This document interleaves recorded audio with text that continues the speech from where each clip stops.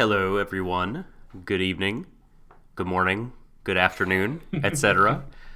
Ladies, gentlemen, and envies, it's Warui Deshou back at ya with Stream of Thought. Episode X, the untitled one. Yeah, The Black Spine episode. How should we put it? Amazon, anime jail time hell episode, because thanks to sports ruining everything as always for everyone, there is no Vinland Saga this week, and they of course had to do it on the most dramatic and heavy cliffhanger of the entire show thus far, which was of course Thorfinn fighting for Kell. We're not seeing that this week. We just have to kind of imagine it. You just have to kind of play it out in your head. If you watch a couple of wrestling videos, I'm sure that'll give you some idea of how it will play out. So yeah, sports have ruined everything again, as always. So we're instead, this time around, going to be talking about other shows that we've been watching this season that we've not really talked about publicly before, at least on the stream. Which I think we did last time, actually, when there was a brief downtime between, was it Neverland and Sarazanmai, if I remember correctly? Yes. Could have been. Yes, it was definitely that. It wasn't the Vinland downtime, because we watched all the episodes and dropped one episode of ours per week, so that we would not really lose much of anything, and we'd be covering the show every week. So this was definitely, the pre-Sarazanmai spring 2019 episode. But now we're doing the fall one. All those many decades ago. I know, yeah, right. Forever and ever ago, when it was a different time, different world. But yeah, today we are there's no number for this episode, so 420, we'll go with it. Perfect. We're not going to be doing some of the usual stuff we do. I don't think we're going to be doing any polls or any creative talk, just because there would be so much ground to cover as far as creatives, and then the polls would kind of be all over the place. I think we're going to keep those with the Vinland. But we have a ton to talk about. We got Beastars, got Stars Align, got plenty more. But hopefully these will be things that you are watching. And if anybody wants to, in the Twitch chat, I guess, or even on Twitter, at us, get in chat, talk about things that, or ask us questions that you want us to talk about. Because we're not going to be, this is going to be sort of different for us, because usually we watch the same stuff and talk about it. Yes. In this case, Shadon has been watching a few things. I've been watching a few things, and there's no overlap in the Venn diagram. So, of course, I have things I want to ask Shadon and vice versa about the shows he's been watching. But if there's anything you want us to touch on in particular, please do chime in on twitch.tv/WaruiDesho, or tweet us when, if you're watching on Periscope and don't want to hop over to Twitch. We'll try to keep. I task Shadon. Shadon, I dubbed the Knight of Checking Twitter. Rise, good sir, and I will handle that. So social your media. This is what we're going to be doing since no Vinland, and I think I'm going to place a strategic bet and say that the top billing and the thing that people probably want to hear most about is Beastars. So I'm going to toss the ball over to you. Whoa. Oh. Well, this is me throwing you a curveball, and not me just, forgetting the basic human task of drinking. Something that I should have mastered when I was 1, but evidently I must have forgotten that. No, I'm going to say Beastars for last, for 2 reasons. Okay. For 2 reasons. First off, I have 2 other things I want to discuss firstly, and both of them feature some incredibly heavy shit. So there is going to be a content warning for all of the following wonderful things as I go forward. Suicide, misogyny, sexual abuse, child abuse, and incredibly creepy worm shit. What is the last one? You'll know when we get to it. So I'm just warning you ahead of time. The shows that I'm going to be covering up until and before Beastars, there's going to be some heavy stuff. So if you want to just pretend I'm reciting King Lear or some shit like that, you can just mute the stream as I start talking, and then just imagine that Doc is nodding along and saying, "Why, yes, that is some good Shakespeare. Oh my." Perfect. Yes. So I'm going to start with Babylon. So what is Babylon? It's obviously, it's not the science fiction, the television. Yeah, it is. It is not actually Babylon 5, nor is it actually, the currently airing Fate Apocrypha Demon Babylon Mumbo Jumbo, whatever it's called. I don't know. Nor is it a side project that explores Gilgamesh's origin story. Babylon kind of caught me by surprise, but I was immediately intrigued to watch it when I realized it was airing on Amazon for one reason and one reason alone. It is written by Mado Nozaki, as in he actually wrote the original novel that the show is based on. So, who is Mado Nozaki? Well, his name actually rhymes with another show that he wrote, believe it or not, that you and I have both covered. Monthly Girls Nozaki-kun. No. I wish it was. Can you rhyme something with itself? I don't think that counts as a rhyme. Well, Cardo, the right answer. He wrote that. He wrote everyone's favorite, redheaded, inbred bastard child of a sci-fi anime. Oh my gosh, Cardo. Which we have done a podcast on before. And if you want to know what our general opinion is, or at least rather, I'll speak for myself here and not for Doc. My opinion of it: imagine getting blue-balled, and then imagine getting pushed down a flight of stairs. I mean, no, it's yeah, it is. That's pretty much my opinion. Like, it is the poster child for squandered potential, in my opinion. Oh yeah, absolutely. But I want to revisit the Well of Cardo very quickly, just to frame what I want to talk about with Babylon, because what Cardo did that a lot of sci-fi shows in general don't really do is that they're more. It was more about exploring big concepts, like how do things change on a macro rather than micro level. Like, let's take, say, Steins Gate. Steins Gate, you got time travel. But the time travel is not about how it changes society, but rather how it affects the lives of the individual characters in that. So that's your stereotypical, I mean to say, I don't know what typical means, that's just me slurring my words. That's your stereotypical micro-level sci-fi story. But Cardo was fascinating to me because it felt like kind of one of those classic, like Arthur C. Clarke or Stephen Bax, like some of the stuff I've got on my shelf back there, for example, or even a bit of Asimov, maybe, if you want to go so far as that. Those kind of stories, which were more about, like, how does technology affect and change society, and rather, in this case, how does First Contact change that? And you know what? I will give absolute credit to Mado Nozaki for the first half of that book before he lost his fucking mind. He did great. It was great. Cardo was a wonderful show. I look forward to watching it every week. And then it hit around episode 6, and I just felt the encroaching sense of dread. Like, And then, unfortunately, we got the asinine ending in which I think... I don't want to say awful things about Mado if I can at all help it, because I'm sure that he's a fine person, but if he's ever talked to an actual living, breathing woman, I would be very, very surprised. Bear that in mind for when we actually, get into talking about Babylon in just a moment. Okay, so what is Babylon actually about? The premise, which I'll sum up briefly for you, is that it's essentially centered around this public prosecutor named Sasaki. Sasaki is tasked with investigating a false advertising claim against a biomedical pharmaceutical firm. Didn't Kato star some kind of, like, lawyer or litigator or something also? Like he was a civil servant? Oh, yeah, that's right. Shindo Wasn't that, like, the subtitle? Or something like... no, because the subtitle was the right answer? Yeah, okay. Yeah. It was Shindo the negotiator. Right. So yeah.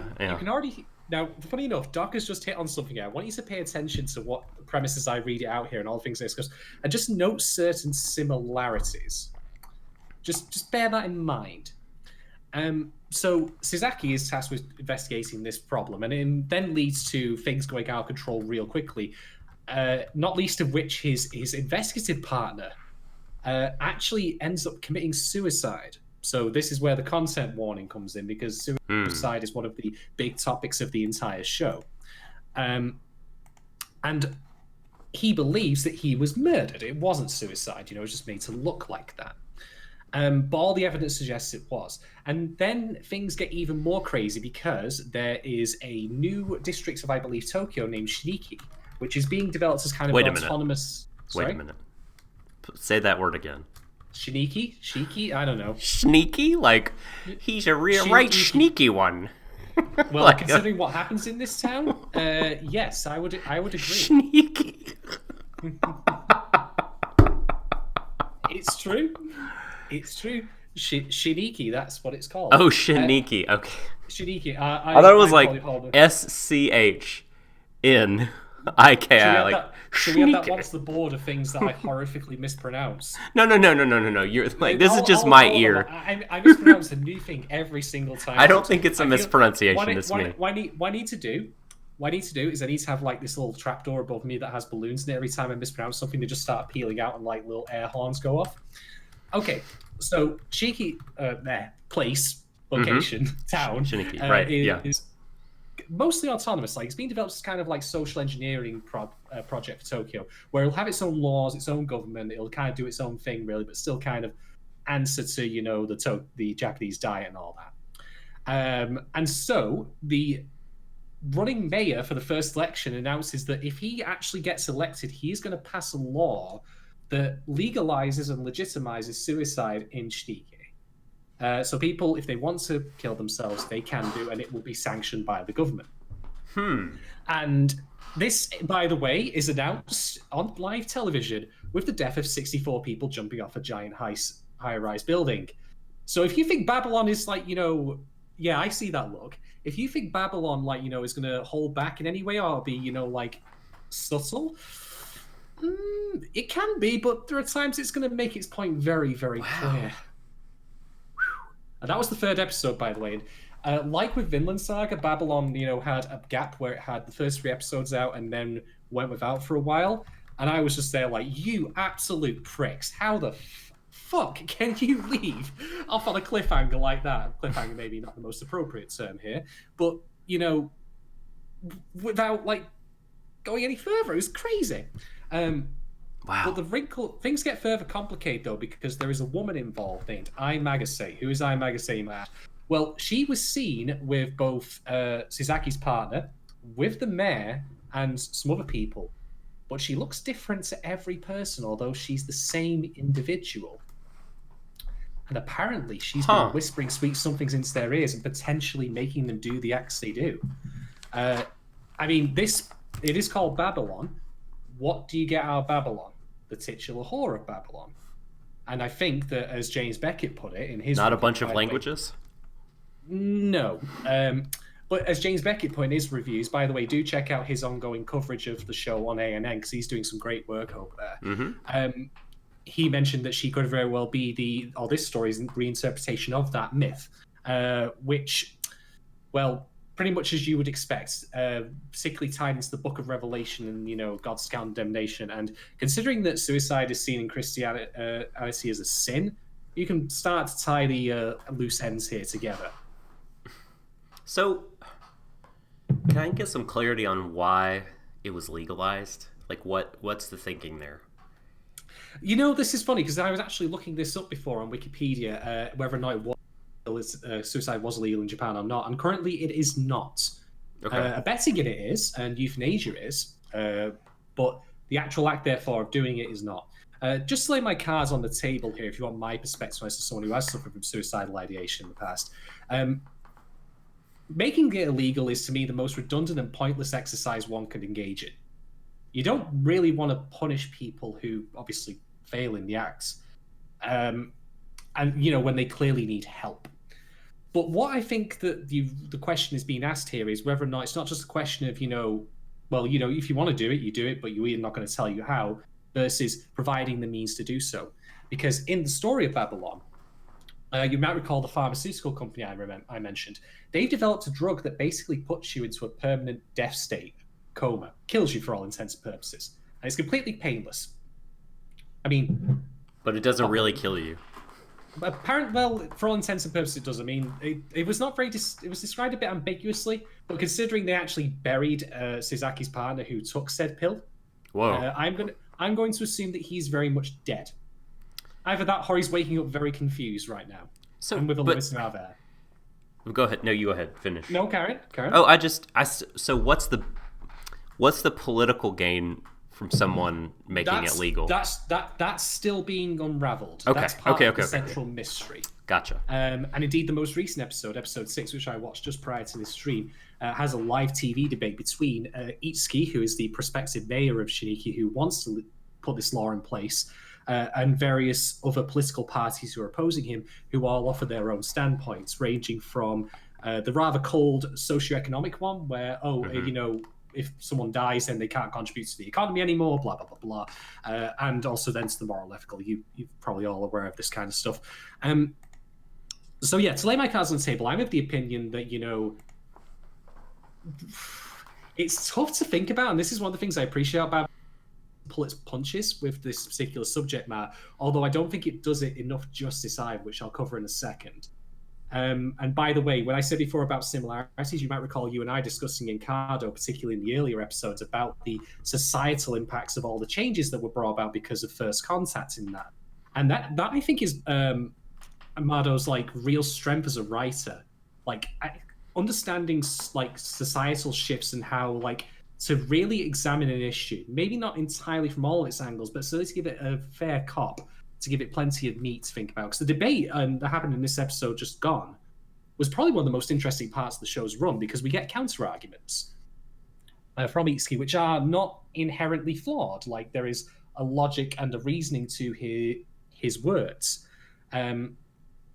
So, I mean, for example, like, the moral and ethical argument is, well, the law says it, like it's been against, morals and ethics, like, but he points out, well, morals and ethics change, so maybe we should re-examine them, They even mentioned, like, how homosexuality was decriminalized, and so he points out, well, hey, that changed. Why can't this change? Not an unreasonable sentiment. Doesn't mean we, of course, change our mind in the end, say that is suddenly, a thing that the government should sanction or allow. Sure. But nonetheless, it's not an unreasonable question to ask, in my opinion. So from my point of view, if I were to be comfortable with such a thing being put in place or being allowed for a government to sanction and provide the means for which people to do it through, say, the drug mentioned in the show, it would, of course, have to follow basically like, massive intervention on a per person level to bring them, about. Because for a lot of people, like, suicide is what they feel is a last resort, but in reality, it's obviously not true. There's more values to their life than that. I mean, I can speak from that from personal experience here. So this is all really, really fascinating stuff on Babylon's part. And I really, really appreciate that it's not taking a soft touch with this kind of stuff, and it's not treating the issue reasonably well. It does have some flaws, though. For one thing, it doesn't consider the group of people who are actually most invested in having laws like this passed, where not only is suicide legal, but then its cousin, euthanasia, is also legal, which is people who are in basically, body locks, like people with motor neuron disease, people with all those kind of awful conditions that mean they can't have the quality of life that you and I as able-bodied people can. I mean, there's still, I think, like at least every 2 years, if not more frequently, I always seem to catch in the news in the United Kingdom that there are people who suffer that, where they just want their right to die because they are completely body locked. They can't talk, they can't, eat, they can't move. They're just basically existing. They're breathing. And from my perspective, philosophically, like that isn't living, that's just surviving. You're basically not doing much more than being in a petri dish. You can't really engage with people in that manner. The high courts, of course, and the Supreme Courts have ruled numerous times against that.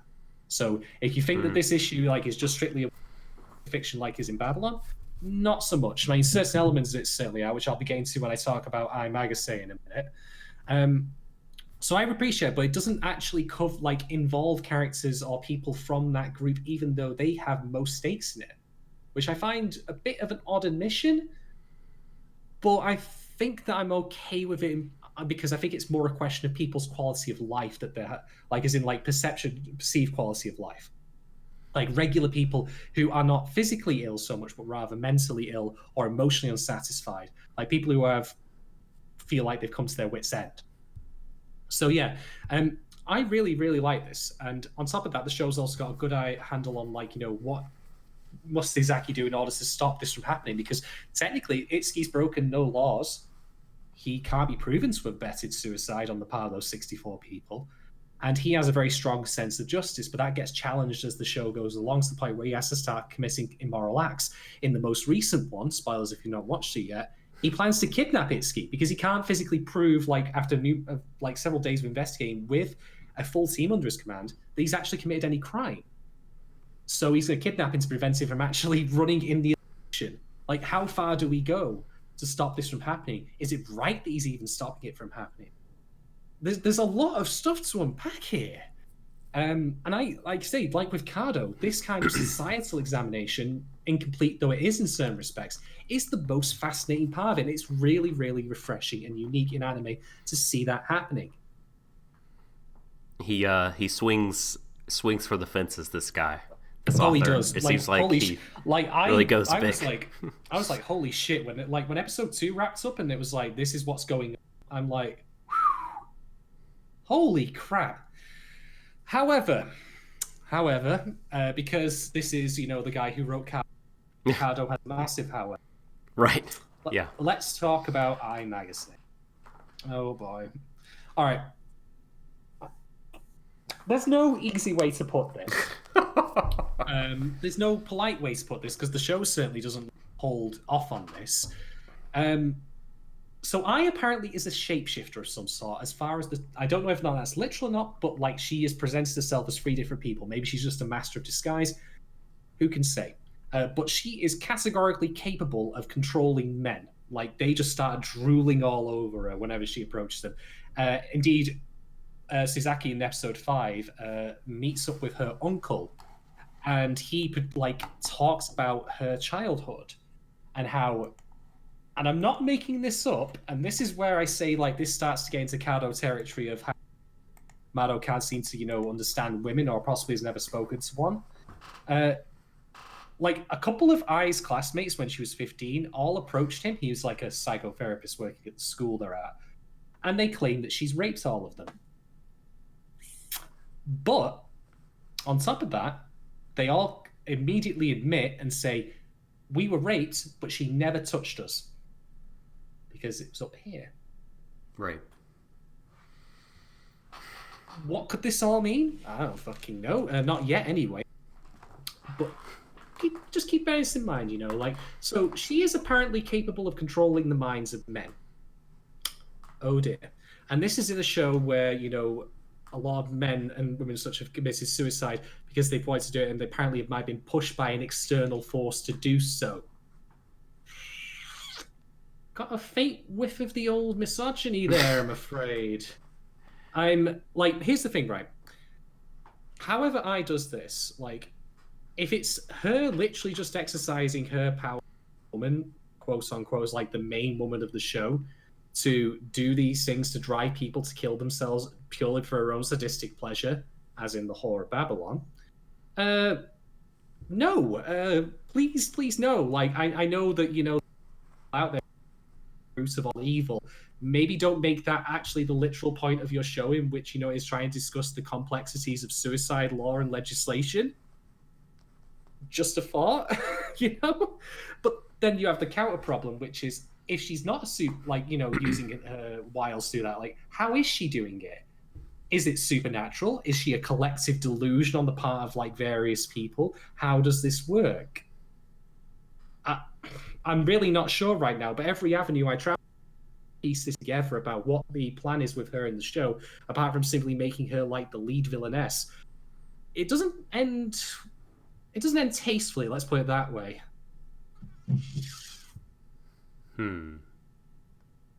It is suggested that she is responsible, by the way, for brainwashing it, doing this in the first place, the prospective mayor of Shiniki, by the way.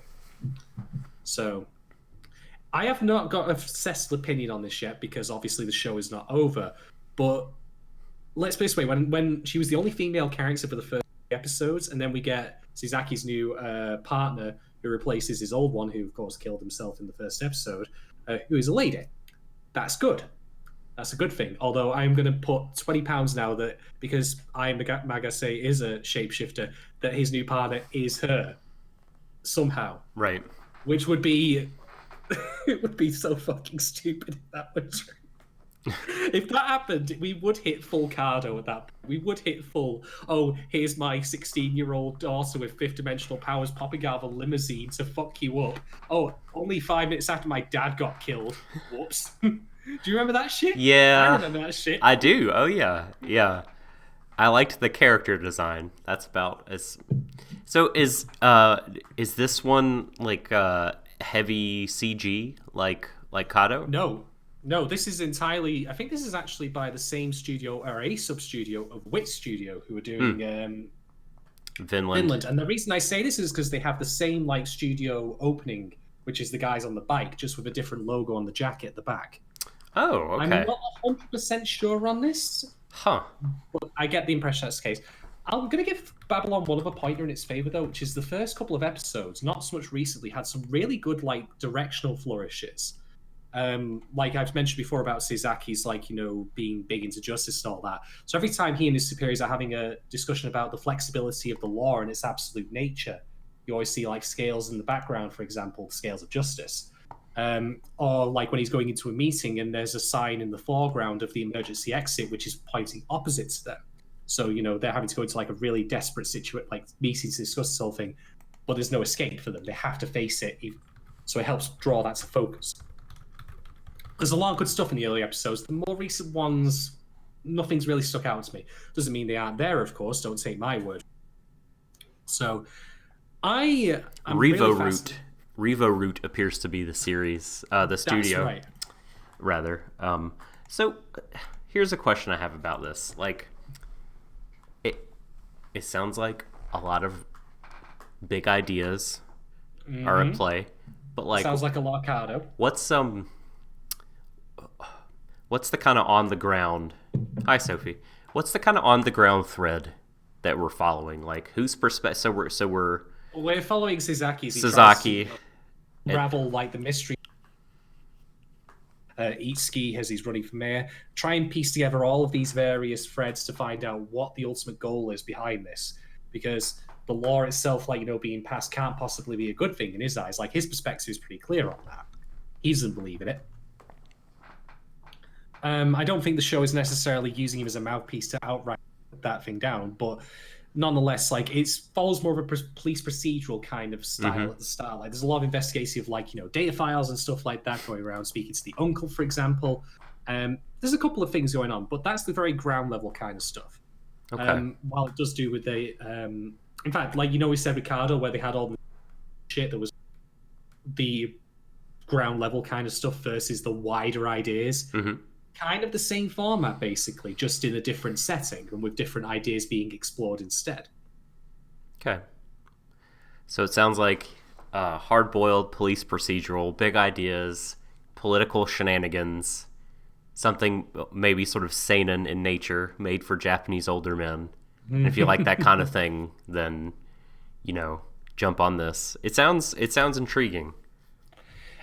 It's certainly fascinating, and like I say, if it just somehow unravels its own which it seems to have created for itself, where it's a bit questionable in its overtones, like in its the readings that you take for it, which is that the reason that people are so depressed and want to kill themselves is because of women. Yikes! Big yikes! Wow. Especially since she's like the lead one, and she's like just basically like all feminine and charming and using her charms to have a wicked way with men and all that. Apparently, who can say? We're going to find out more as the series goes along, of course.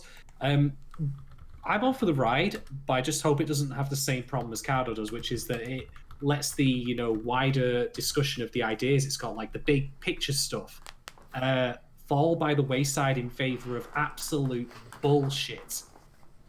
Because we all remember that bullshit, don't we? It was a lot of it. It was we may try 2/3 of the show. The first 4 episodes, great. Oh, yeah. Really good stuff. And then pretty quickly after he introduces the first miracle technology, it's like takes a nosedive. Yeah. Just to play out in chat, Dane has just said that one where men felt violated because woman has too much sex appeal. That is not really an exaggeration. That is pretty accurate. Oh, man. And wow. I'm, as I say, very much aware of it, and I'm just gonna keep an eye on it. I'm watching you show in more ways than one. But if it can, push that to the side, like this episode, the most recent one, didn't feature I Magase in there at all. It was all about the big debate, and that was the most fascinating part of it. It was the best part of the show thus far. So if it can stay focused on that and just gently nudge that stuff to the side, I think I'll end up really liking it. It'll probably be, if not one of the better shows, at least this will be one of the more unique ones I'll have covered this year. Mm-hmm. If, however, it decides to bring that to the fore and censor and go, hey, women, lads, you know, you can't trust them. Can't trust those minxes. All harlots, a lot of them. I tell you. Hey, women, lads. Make it and jump off buildings and all that. Tut, tut, tut. Should be, you know, more restrained and all that, more chaste. You know, unlike the titular whore of the show's name. If it gets to that thing, then, well, it can go fuck itself, because then it will pull a full card out. Hey, women, lads. What a great... That's great. Oh, man. Okay. Anyway, that's all I really have to say on Babylon. If you've seen the chat, of course, and got your own thoughts on it, then... because I'd very much like to hear your own opinions on it. I will also say again, just to remind you, I was very out James Beckett's ongoing week-on-week reviews on Anime's News Network, because basically his writing on it is really good. He's articulating stuff I've tried to get across a lot better. I would very highly recommend you check it out and give James a follow while you're at it. He's a good lad, is that Bucket, you know. He is a good bucket. He's a good Bucket. Mm-hmm. Mm-hmm. Okay, well, I guess I should get my really heavy show out of the way. Oh boy. So most of what I have to talk about, most of the shows are pretty fun and generally like lighthearted or I don't know, just with a real sense of fun. And this one show is a lot of things, and it's extremely good. I highly recommend it. But I would not call it fun, and that's Stars Align. Stars Align. I've heard a lot about this one. Yeah, so Stars Align is about the soft tennis club of a certain middle school. I kind of caught up on it all in one chunk, which I don't recommend you doing. I recommend you doing this show bit by bit because, and you've already given the content warning for this, and this carries over because of child abuse. Boy. And it's not oh boy, like, oh no, like this is some bullshit or whatever. It's, well, I'll get to that because that's not like the main, the amount of screen time devoted to it is not much, but it's one of those things that is so real that it kind of colors all the, you know, the characters' experiences that it happens to, and as you go forward, you find out, oh my gosh, like it's happened to more people. Like, god damn. But no, it's a story about the soft tennis club and a transfer student who I believe is called Katsuragi. I'm gonna skip most of the names though, because I just can't remember them. But he and his mom have moved to this new place. You get the feeling at the very beginning that they move around all the time. And because at the beginning, like, it's just from the dialogue between he and his mom, like, oh, it's another new apartment. This time we're on the 8th floor as opposed to this other floor or whatever. But they've been here before. They're moving back here. So Katsuragi, it turns out he knows someone in his class, and that is the captain of the soft tennis club. It's very important that at the very beginning of the show, you see a student council meeting where the student council president says, all right, the way the funding for clubs has happened up to this point is every club gets equal portion. But some clubs suck and other clubs rule. So for the clubs that suck, if you keep sucking, you're going to lose your funding and get disbanded. And some clubs, like, you know, win national championships and they're very prestigious to the school, and they will get the money that you leeches are using up. And the girls' soft tennis club is apparently quite good. They go to nationals all the time. They're great. The boys' soft tennis club for a long time has been shit. And you see that in the first episode. There's a scrimmage between the girls and the boys get annihilated. Most of them are so sort of like comfortable with being mediocre and kind of used to it that they're not really trying to the best of their ability. The captain tries quite hard, but you know, he's not this, like, he's a above average player, but he's not like a prodigy, and he kind of can't carry a doubles match. So But when he learns Katsuragi's back, he's like, oh, you need to join the team. And he eventually persuades him to do so after much haggling. But the sport, as is the case with most sport shows, the sport is just kind of a backdrop and a reason for this group of characters to interact with each other and get to know each other, and for you to see the highs and lows of their lives, the joys and the pains and the drama. And there is quite a bit of drama between the characters on the club. Like, not all is well with the club. They have not reached that point up to episode 3 where I've left off, that they're all sort of like pulling in the same direction, and they're all motivated and excited to win. In fact, one of the members like is so annoyed that this new guy Katsuragi is so good, which, by the way, turns out he's a bit of a tennis prodigy. Despite never having played before, he's very, very good.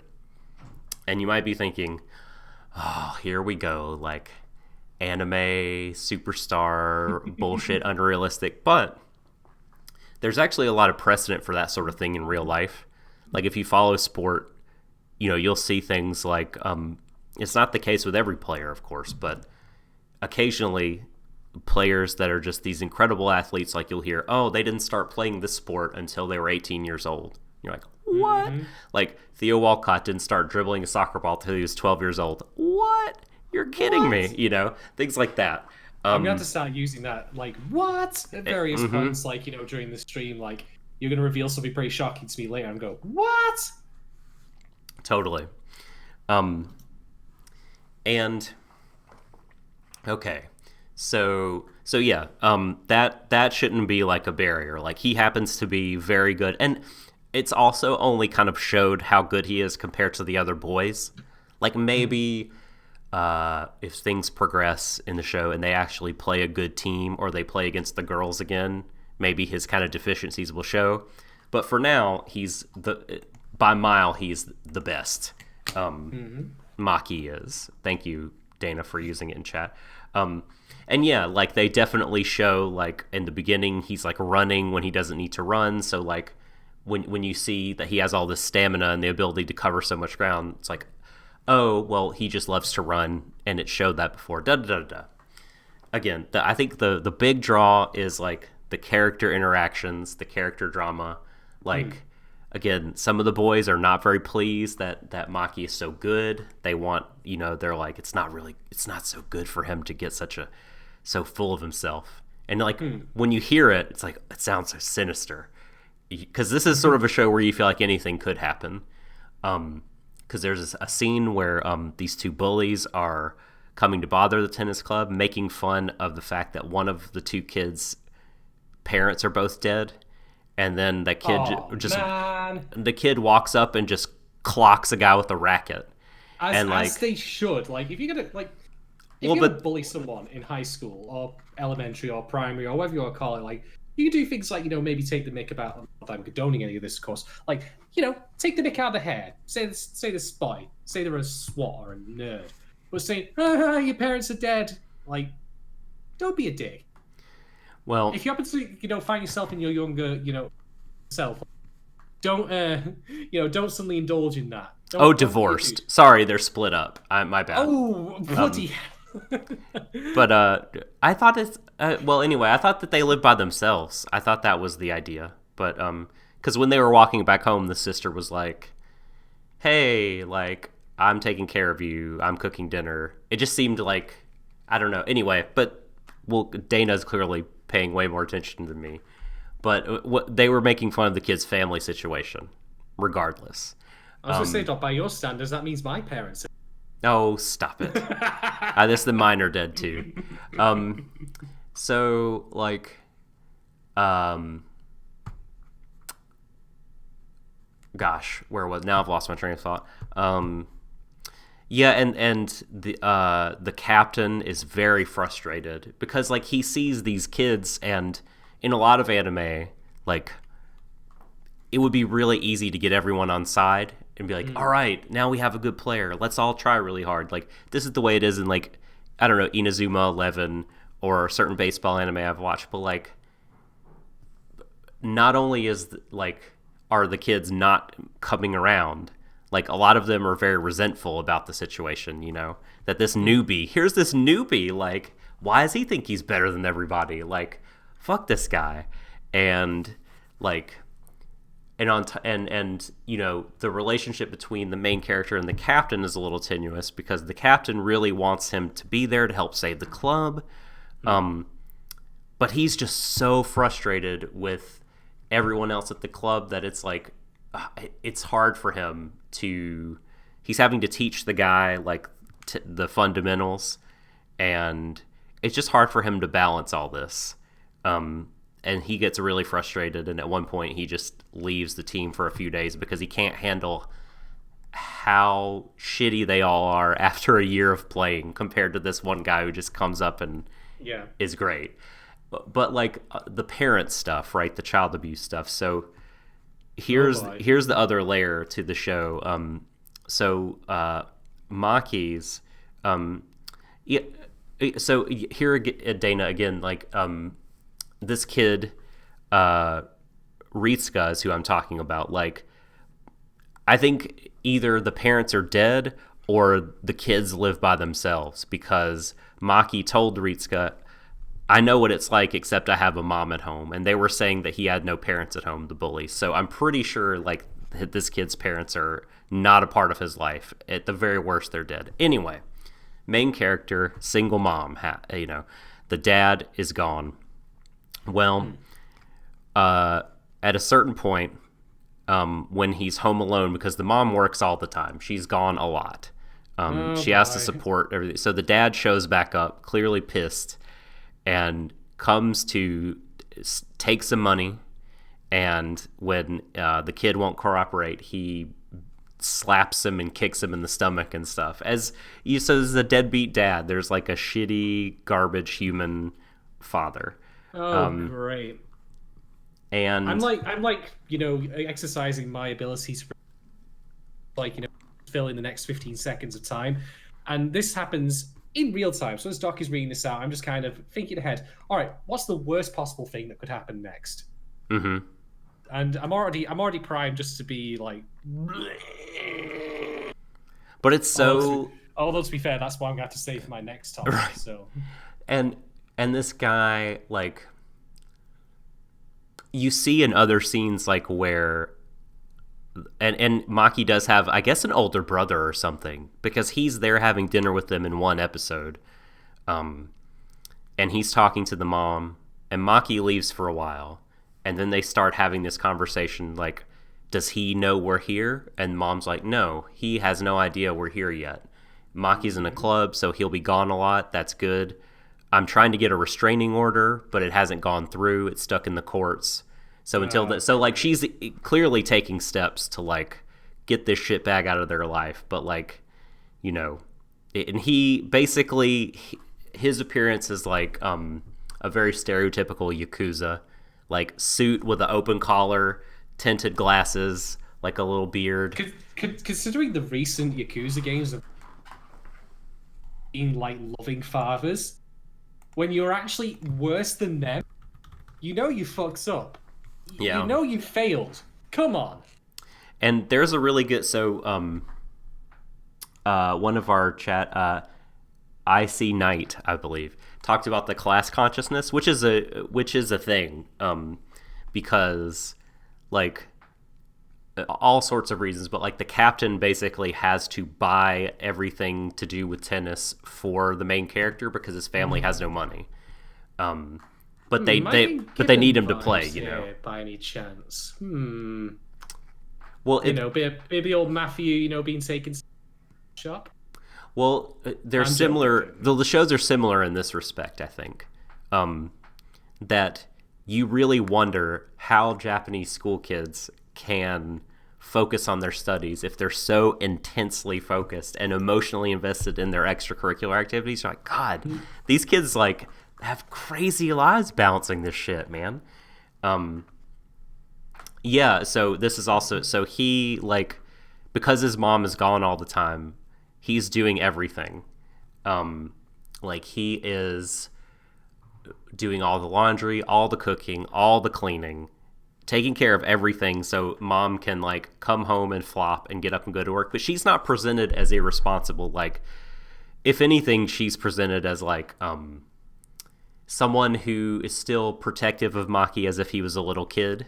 Like, she says things to her, she says things to his friends when he has friends over for dinner, like, come play anytime, you know? And like, I hope you, Maki, thanks for getting along with everyone. And he's like, Mom, we're not in preschool anymore. Like, you know, clearly she's not, he's still a little kid in her mind. I don't know. So, I mean, maybe she has kind of defects as a parent, but they're not, she seems like a very good mom in a really hard situation. That was a coworker of his mom's. Okay, that's cool. Okay. I was wondering, because they both had dark hair, and, you know, he's like getting him beers and stuff. So it's like, yeah, well, this makes sense. Oh, maybe they'll hook up. Maybe they'll hook up, and he'll have a dad in his life again. But I haven't even talked about the captain. Like, the captain, like, has a real fucked up family dynamic in some, like, his older brother is so nice. Like, he's super nice. And he used to be captain of the soft tennis club when they were good. And the mom, I don't know if it's because they have different dads, they haven't established it, but the mom loves the older brother. She does not like the captain. Like, she's basically like, oh no, older brother, you're going to work and dad's on a business trip. That means I'll be home alone with him, that boy. You know what I mean? Like, she's always criticizing him. Like, always, like, very, like, emotionally abusive, and like just, and not in an over-the-top way where, like, every time he's in the door you hear, but there are just enough scenes where it's like, God damn it, like, this poor kid. Like, one time, you know, the one time the captain left practice early because he was so mad at everyone, his mom's like, wait a minute, you left club? What's the matter with you? Why don't you try hard and be like your brother? And he's just like, I'm trying my hardest. Like, you know, as someone who's dealt a lot in his life with people who just, no matter how many times you tell them, this is how you do this, it's pretty simple, can you follow? And they go, yeah, we can follow that. And then they completely and utterly fail at it. I sympathize. I really do. Some people, like, as much as I hate to say it, some people are just a lost fucking cause. So if you've had a bad day where you've just dealt with people like constantly giving you shit for stuff they should really know, I understand that. If anything, maybe it's a good thing he's learning that at such a young age. Unfortunate though it may be. Yeah. And Dana brings up in chat, I was trying to decide whether or not to talk about this because in episode 3 we found out that so here's why this kid who beat up the bullies with the racket, here is why he doesn't have parents in his life right now. Because when he was a little baby, he was crying, and the mom, either because she like hated the baby, or it's what is the excuse the other boy said, because she was out of it and dazed and she didn't know what she was doing, she took a little coffee pot of boiling water and poured it on the back of this crying baby. And it doesn't show this, by the way. It's very much like it goes all quiet and you see the water tilt, and then it cuts to a shot of the stuffed animals and the crying baby. You know, if I may intervene here and just point something out, like, I've not seen Stars Align, folks. I really should have, because people have been recommending it to me as well, and I've just not. It's hard to watch sometimes, man. Yeah, I don't know if I've got. Especially if you do it. If you do it in a concentrated dose, like I did, like it was one of those things where I'll watch the couple episodes and then I was like, okay, this might be all I can handle. But it's so good that I had to watch another one. You know what I mean? Like, it's just really well made. Like, the character designs are great, the music is great, the seiyuu are really good. It's well paced. Like, the dialogue and the story is so good.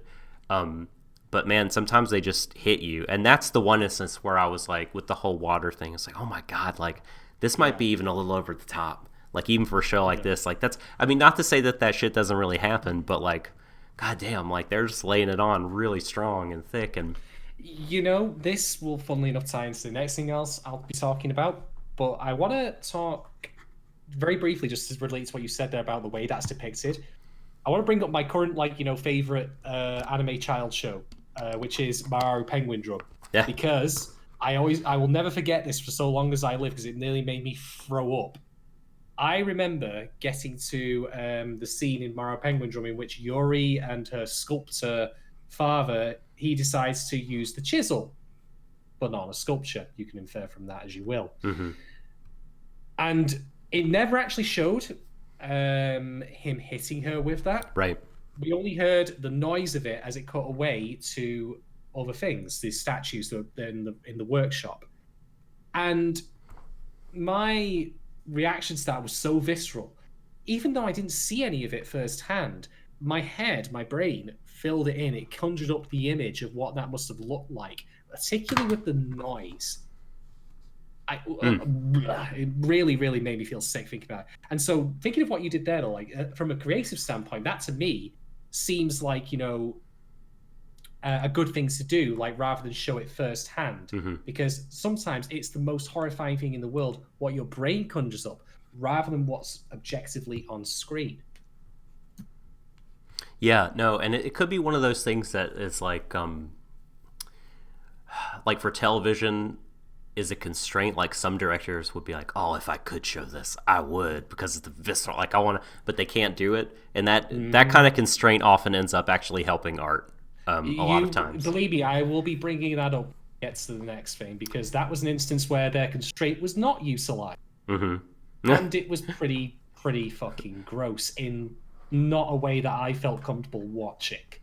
So I think the last couple of character types I want to get to that I think are cool that are in the show. Of course, one of the boys who at the beginning does not have anything to do with the tennis club is gay, and he has a crush on the captain. And he's always kind of around the captain and there and following around he and Maki. And all of a sudden Maki turns around and is like, hey, you like him, don't you? And he's like, no, I wouldn't. And he's like, no, it's good. It's good. Like whoever you want. That's fine. But if you're going to be around us, why don't you be our team manager? That way you get to be around us and hang out, and we could use one. We don't have anybody to take care of the equipment and on. And that was really nice. Because, again, earlier, Intra Bullies, they were fucking around with this guy because he was gay. And they were saying things like, ooh, don't touch him. You might get the gay on you. And I was just like, fuck those idiots. And, luckily the captain came to his aid. But, it's just good that he is there and that he's just such a sweet kid. And that, and he really, because of what Maki did for him, he's all in Maki's corner. Which is really nice. And also they have this really, really interesting otaku girl. She's not quite a hikikomori, because she goes to school and stuff, but she's sort of a not quite as socially anxious and awkward version of the character from Watamote. She's drawing a lot of fan art and posting it on Twitter. The way she dresses is very much I'm wearing big baggy clothes because I'm not comfortable with my body. She's very moody, very dark. But she's the neighbor of the main character, and she's kind of sort of for some reason interested in tennis, even though it's not a very otaki kind of thing. But I don't know, if you're watching the right anime, it can be. Right. But but Maki befriends her and walks to school with her, and is cool with her kind of being a part of things and invites her over to dinner. And they have some really nice banter. One day Maki's watching the girls practice because the girls are good, and he wants to try to figure out how to be good, how the team to be good, because he ends up really caring about this shit once he's on the team. Well, he's obviously missing out on the answer sports, drugs. Yes, exactly. PEDs. Get on them steroids, lad. and he's Oh no! I'll go one better. Okay. He clearly needs to visit a nightclub with his incredibly evil sounding long lost childhood friend and get possessed by a demon that causes him to gain an increased physique. That's how that works. You remember what that was? Remember how that works? I do. Didn't you?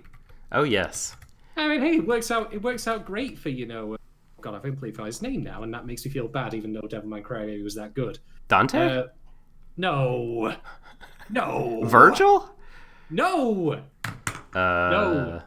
What was the lead character's name in Devilman Crybaby? Oh, Devilman Crybaby. Did you actually legitimately think I said? I thought you said Devil May Cry. Akira. Thank you. Yeah. Yeah. I mean, it all works out great for right, Akira. of course. I mean, his whole family got murdered. Well, Nero. but he did a good run. He did a good run, in that race. Oh, we all thought you said Devil May Cry. Yeah. Oh my gosh. But there's this great part when Maki is watching the girls practice, and the otaku girl comes up to him and is like, "So, what you doing?" And he's like, "I'm watching the girls practice." And she's like, kind of shuffles her feet a little bit. She's like, "Why is there one of them that you like?" And without missing a beat, he says, "Go and die."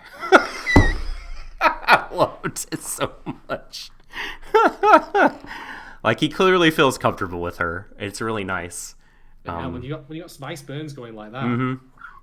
Oh man, but I really like it. Like, I'm going to continue it, but I'm not going to watch more than one at a time from now on, because it's heavy, man. It's really, really heavy. And these are just kids. It's so... God, that kid that got, water poured on him, like he won't change in front of Maki. Because he doesn't want anybody that doesn't know about it to see the scars. And they talk about it early on, and and then it goes away, and then they bring it back like, oh, this is why that happened, and God, when he hit the kid with that bully, when he hit the bully with the racket. Well, he literally picked the bully up. When he cracked the racket over, like, there's this really evil look on his face for a minute. That was just like, this kid could, like, you could lose this kid, like, if you don't help him. Like, he could go to dark places, and he could become a supervillain armed with, a tennis racket. Totally. And Maki was there to be let me deal you an explosive serve. Yes. But the main character was there to just be like, look, if you're going to hit the guy, just use your fists. There's no reason to waste a good racket on this guy's stupid face.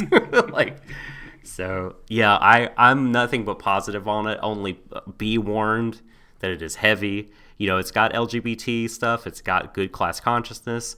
It's got, like, great drama. It's got great character interactions and, like, kind of, the kind of light psychology stuff. But boy, definitely content warning for abuse, physical, emotional, verbal. It's all there in the first 3 episodes, so be warned. It's really hard for me to watch. So, yes, that is my take on this show. Oh, boy. So I suppose the baton passes over to me now. Mm-hmm. Oh, dear. This is...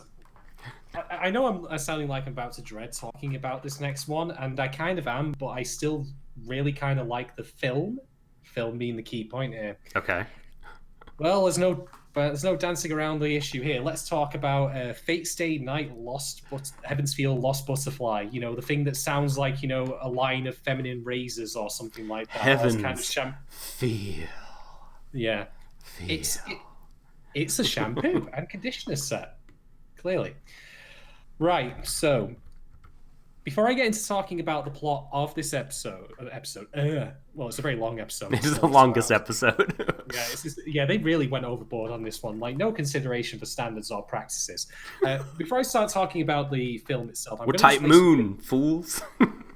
They are. I mean, when you're UFO table and your primary skills are tax evasion and animation, like everything else is just fair game. But I'm going to lay some cards on the table firstly as to regards to what my familiarity with Fate as a franchise is. So I first encountered Fate way back when in 2014 when I watched Fate Zero on Netflix. It was the only Fate property that I had encountered at the time. I really like Fate Zero. You picked a good one. Although I had some issues with certain elements of it and certain things I don't think were properly fleshed out or utilized to their fullest potential. But on the whole, it was a damn fine urban fantasy series. It was pretty good. I liked it a lot. Then, much later, I watched Unlimited Blade Works, also by UFO Table, which I, again, quite liked. I actually liked it a little more than Fate Zero. It felt more focused to me. Although there were, again, certain elements of it that I felt kind of squiffy on or felt were a bit daft or stupid. Like, I mean, I'm very sorry, but if you want to tell me, even in the rules or confines of however it works in Fate, based on how they do things, that some random bullshit tweedy little middle school teacher is sufficiently skilled in both martial arts and magic to beat up King Arthur, then I'm saying I don't buy it for a fucking second. I'm sorry, no. This is bullshit. So your last show made me use the phrase poster child, as in the poster child of Lost Potential Kato. Fate is like the poster child of something that is up its own ass. Like, it is so just convoluted, and for convolution's sake, sometimes it feels like. But this is just one of the things that you just have to kind of, if you give yourself over to it and not stress about all the minor details, Fate can be fun. That's the problem, because minor details back quite significantly, in my opinion. But I'll get into that. So yeah, I watched Unlimited Blade Works. Then I watched what I call Fate Stay for Dinner, which was the little spin-off show, which was about Shiro cooking for all of his various extended, servant friends and shit. It was a nice little thing, but as was rightly pointed out, you can't put over the backstory of Fate, particularly as it pertains to certain characters, wholesale to that, without there being some incredibly uncomfortable implications, which I will be addressing in just a minute. So, I have not seen any of the Fate, like Extella, Apocrypha, or any of that stuff. I did see the first Fate Grand Order film, which was fine. I like the concept of it, but I really recognized it just for what it was, which was just more fan service for people who like FGO. And hey, more power to you if you like that. I'm not judging you for, playing a gacha game or anything like that, as long as you're not... I am. Okay, fine, you can do that. As long as one of us does, then that way we can, we can cover all our bases. We can defend everyone equally by both being committal and non-committal on the issue. Yes, Dana, Apocrypha was dumb. So listen, you need to watch Apocrypha, Shadon. It is dumb, but in the best way. Like, it is big action movie dumb. It is like just a stupid Hollywood thing, and it's sometimes really cool and great, but no, it's real stupid. But that's why I really like it. Also, you don't really need to know about it. It's not like bogged down. They sort of explain the rules to you, I think. Maybe a passing familiarity with the rules would be good, but you have that. So you can watch Apocrypha and enjoy it. Plus, you get to see Astolfo, the best Fate thing. The best thing to come out of the whole franchise. Yeah. Oh, Jesus Christ. So, yeah, I like the concepts behind Fate Grand Order, at least the film anyway. Like, hey, we're going to travel to different places in time and the whole world's stitched together weird. It feels, again, like that kind of classic sci-fi concept that I'm really into. Otherwise, I'm not really all that into Fate, generally speaking, because I recognize, and indeed I can still see certain things that carried their way through from Fate's origins as a visual, which included all those raunchy sex scenes everyone's so fond of, including certain elements of character design and what their ultimate intention is. That still exists. A lot of that still is carried over wholesale. So, then comes UFO Table doing films, which are based on the Heaven's Feel route, which is where Sakura is the lead female character opposed to Rin Tosuka. Yes. So I watched the first one, and I quite liked it. There were a lot of nice little directional touches here and there that, for people who aren't in the know about Fate, you can start seeing how the direction, was hinting at Sakura's past, without being overt about it. Look at all this montage of people coming back, her visiting Shiro's house over and over again, etc., etc. And for people who are familiar with Fate, even as relatively little as I am, I appreciate how the different route changed up certain things. Events are different. We have knowledge that was not previously disclosed between characters being disclosed this time around, and it changes their reaction and interactions with each other, which I like. That's why I would watch it as a spin-off of a arguably canonical timeline. I say arguably, I don't want to get into a massive nerd fight here over which route is best, and by extension, which girl. Please don't fucking devolve into that. If you want to have a mosh pit, you can damn well do it in your own DMs, for fuck's sake. Don't do it in our chat. Anyway. Just go to a con and like stand up on top of a high surface and be like, just UBW best route, and then like just dive in the crowd. You just have your slap fight with your foam Excalibur. So I like that film, and then more recently I remembered, oh yeah, this one's out, I should probably watch it and see what happens next. And I watched it, and I quite liked it as well. But there's problems with it. Some quite substantial problems. I'll start with the good. I'm going to get the good out of the way firstly. Yes. Now, I've seen people in chat say that they don't care for Shiro. And here's the funny thing. Back when I watched Unlimited Blade Works, bearing in mind he is the same character, just different events happen to him, of course, I would have agreed with you. But times change, and I think that for me, like as someone who now jaded, cynical shitbags who think, like that, hey, that girl, she mine, she property, I own her, like that. Like when they start acting like that, like then I suddenly find characters like Shiro and also the characters that you and I were discussing in our recent, as of yet to be released, holiday podcast. Like I find them much more refreshing and enjoyable because they're not arseholes. Yes, Shiro is basically, the how do I put this play? He's the ready salted of, protagonist. He is the vanilla, the tomato ketchup. He ain't no Szechuan sauce or anything like that. So, fair, like overrated. Szechuan is an overrated sauce, in my opinion. Unless you're a Do you agree? Fan, in which case it's like, might as well be the blood of Christ. I know, that's so dumb. Which is pretty fucking stupid. But anyway, no, I actually quite like him as presented here. Like, just because he's not a shithead. He does stand up for the other characters. Yeah, he is very plain and all that. But I will take that as opposed to, also, yes, thank you, Dana. Soy sauce is pretty up there. I will take him over protagonists in other similar stories that I've seen elsewhere, such as Shield Hero, mainly because he's not a shithead.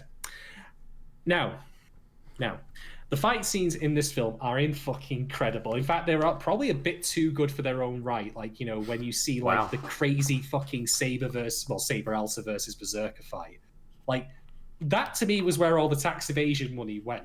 Right. Like, yes. That's where everything that was meant to be improving, Japan and all that shit. That's where that all disappeared to, and it looks incredible. Like UFO Table. If you've been watching Demon Slayer recently, you know that they're like real like field expertise is in doing action scenes, and they look fantastic. They really give them like this bombastic energy where you feel the force of all the impacts and all the explosions and all that. Like, it's conveyed really well. But they do have moments in the show. I keep saying show because I'm so habitually ingrained into it. They do have bits in the film where they let things take a little bit of a back seat and actually let some direction go through. Like, there's a scene in which Shiro and Sakura are walking past Rin and Archer. Archer, spoiler alert, if you hadn't already figured this, Shiro is like... Archer is Shiro from the future, which, by the way, you might not believe me, but I called that in episode 2 of Unlimited Blade Works. Although I think that was possibly because one of Shiro's mates comes and says, "Hey, Shiro, I didn't realize you were like, the best archer in the club. You've been doing this for a very long time. How did you get so good at archery?" Wink, wink, nudge, nudge. Like, I was like, he's fucking Archer. The Grail The Grail is tricksy. The Grail doesn't care about your rules. Trixie. It'll do what damn well please. Yeah, I haven't played that route. So the only one I've played is the first one, the Fate route, and he's not even in the archery club in that one, so I didn't know that. Wow. Yeah. You had no idea? No. But I mean, I've heard this, but no, I've heard. Oh, thank God! Thank God, right. I've heard the him being Archer or whatever before, but I didn't know he was in the club. I didn't know that much had changed from the beginning of the story. All right. Well, I've dodged that bullet. Yeah. So, like, they're walking along a road, facing each other, of course. And you get this shot that's overhead, like, say, Shiro and Sakura on this side here, and up here, Archer and Rin there. So Shiro and Sakura walking up here. And you've got, of course, the road marking down the middle. And it's meant to be a visual metaphor for the past, because if Shiro, of course, continues on this path, he will never become Archer. And Archer indeed points out to him in a kind of circuitous way.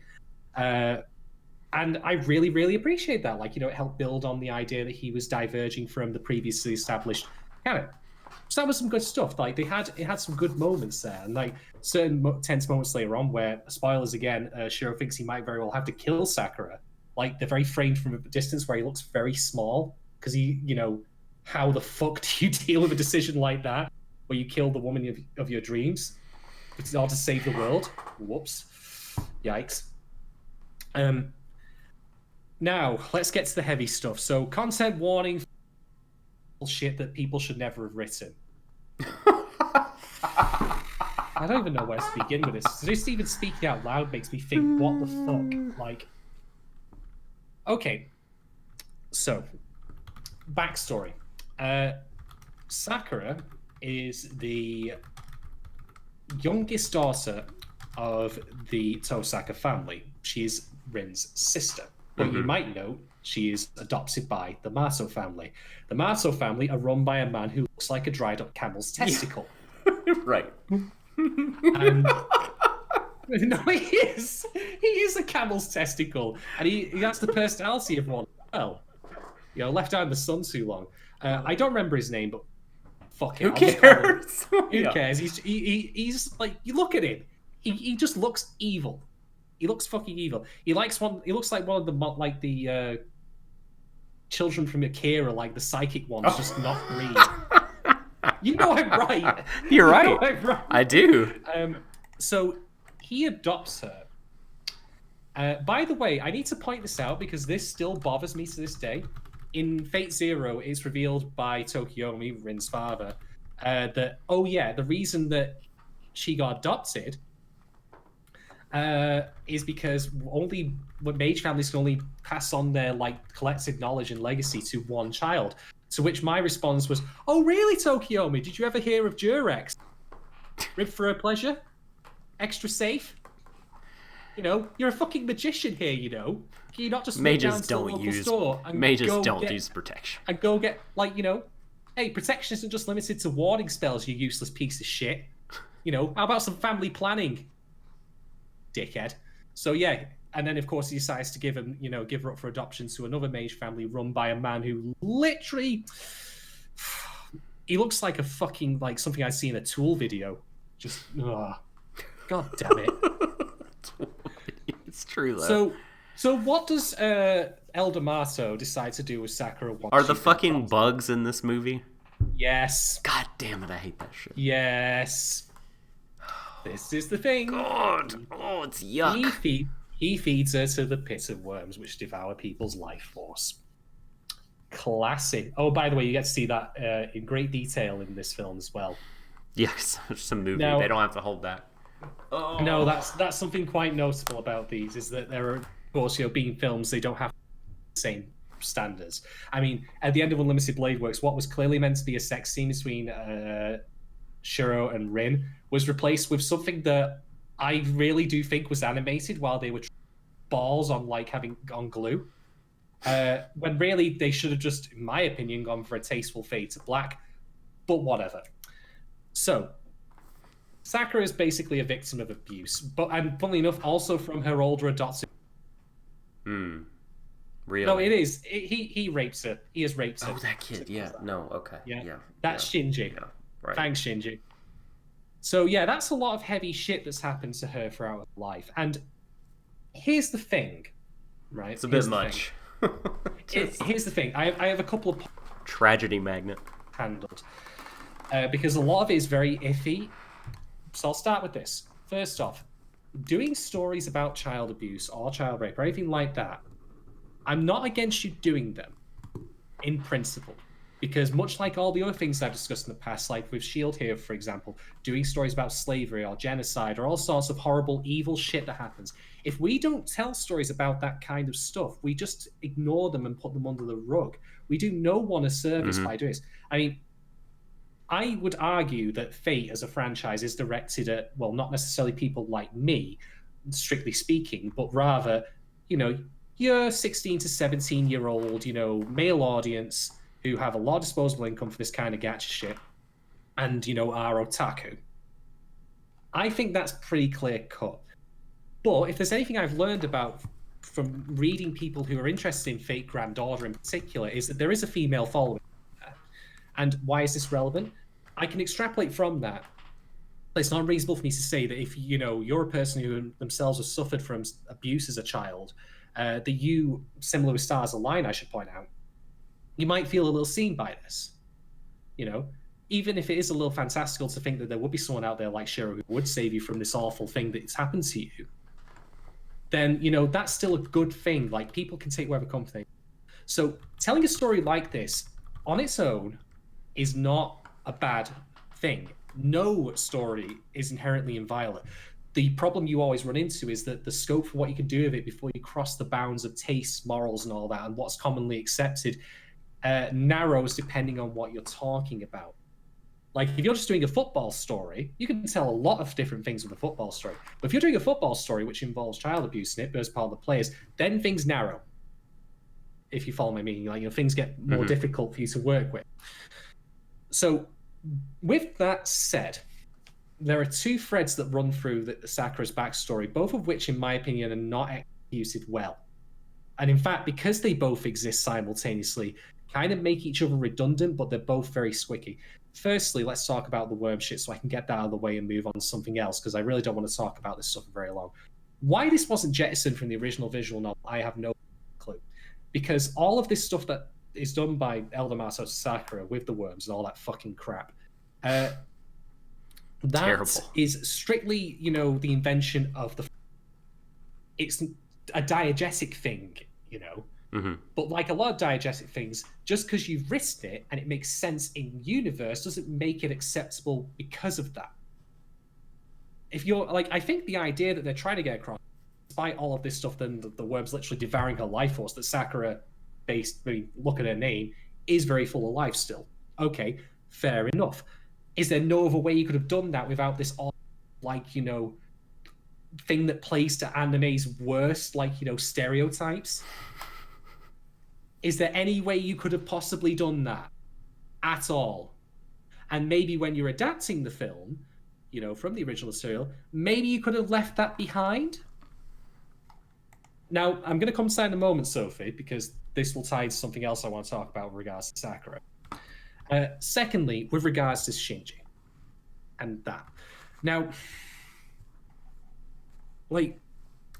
Shinji having sexually abused or raped her simultaneously, again, not necessarily against the story in principle. But where I have a problem with it is that it's kind of inescapable to me to pass Fate as it is without recognizing it the way it's been engineered to appeal to people like, hey, look who's the best girl and all that. And when you've got a girl amongst that trio, which is Rin, Saber, and Sakura, who has been such a victim of such abuse, to then have her be an object, a fetish object, like she is, like for people like interested in waifus, like, no, that doesn't gel with me. I understand what you're going for here, story, but I can't again divorce it from your intent here with her as a character, because there are scenes in this which, like for example, when after Sakura sees Shiro leave one time, she falls to the floor and she's in pain. Why is she in pain? Not entirely certain. Might be due to the ongoing wasting illness she's got from the worms and shit. I don't know. But the way it's framed, particularly with her hand over her crotch and one of her breasts, it looks to me like it's like a very, very exploitative fan service scene, and indeed certain people read it that way, which I'm going to come to more of this in a minute. So I really, really don't get a lot of the reason for this stuff being here when ostensibly it originated as a spank vehicle, as Dana says. If it weren't a spank vehicle, I'd probably be more understanding of it, but it feels to me like it's kind of very, very jarring to have all this awful shit happen. But hey, she'd make a great waifu, right, boys? You know? It leaves a bit of a sour taste thinking about it. Now, if I'm going down very hard on this film, I am.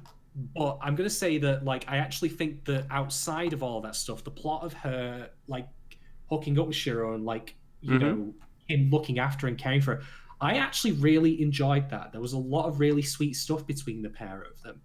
And, of course, there's the, you know, the scene that everyone knows about, the one where they bone. Now, here's the thing. I, again, simply have no issue...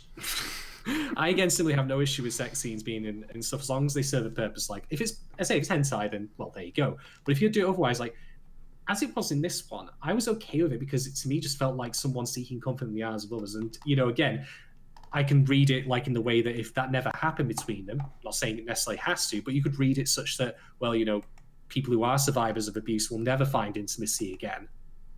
You could read that lesson from if it weren't there. Now, you're free to disagree with me on that.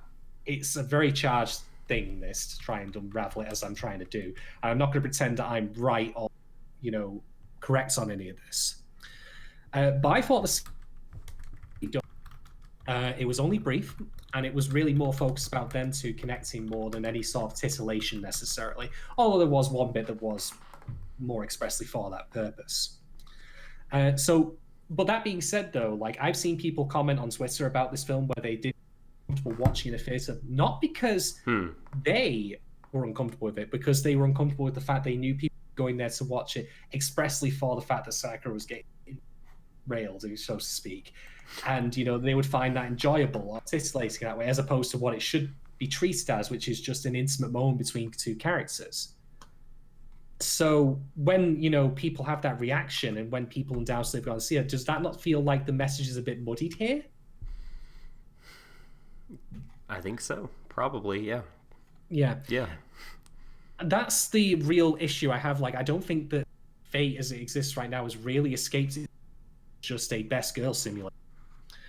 Even though it really wants to tell a story about someone who has suffered serious abuse. And when it's hitting those notes about that through Shiro and Sakura's interactions, it's really, really good. Yeah, I think Best Girl Simulator is short selling it. Like, at least the visual novel and some of the anime.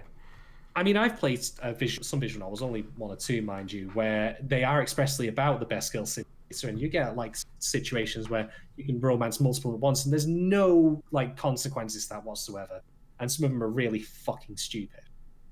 But like with Grisaya, my understanding of Fate is that all that stuff comes at such a later point in the story that if your express interest is getting into that for titillation's sake, then, well, like I've said before, why not shortcut it? Why not skip to the good stuff? Why not do something else? Because some people, that's not how they are wired in terms of sexual satisfaction. They need story, character, and stakes, and all that stuff to feel connected to those other parts.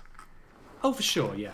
I'm not going to preclude that that's not a possibility, but I mean, obviously, like it's made so much money that like clearly there are a lot of people that, you know what I mean, they're willing to put up with 20 hours of reading for the other thing. I mean, I say that like that's why they bought it, but like can you imagine a porno mag entirely like, you know, news, like journal articles on medicine or some shit like that, and then the last 2 pages are the spank material, and if you open up to it first before having read the rest of it, it's on fire.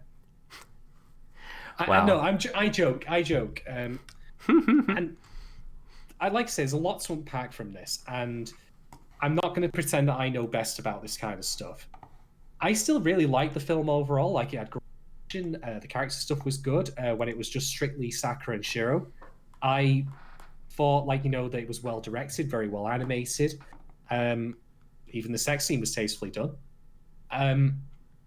But I do think that the franchise is really struggling like shed its like nastier elements, like things that don't make any sense either from a storytelling perspective or just being there for the sake of the.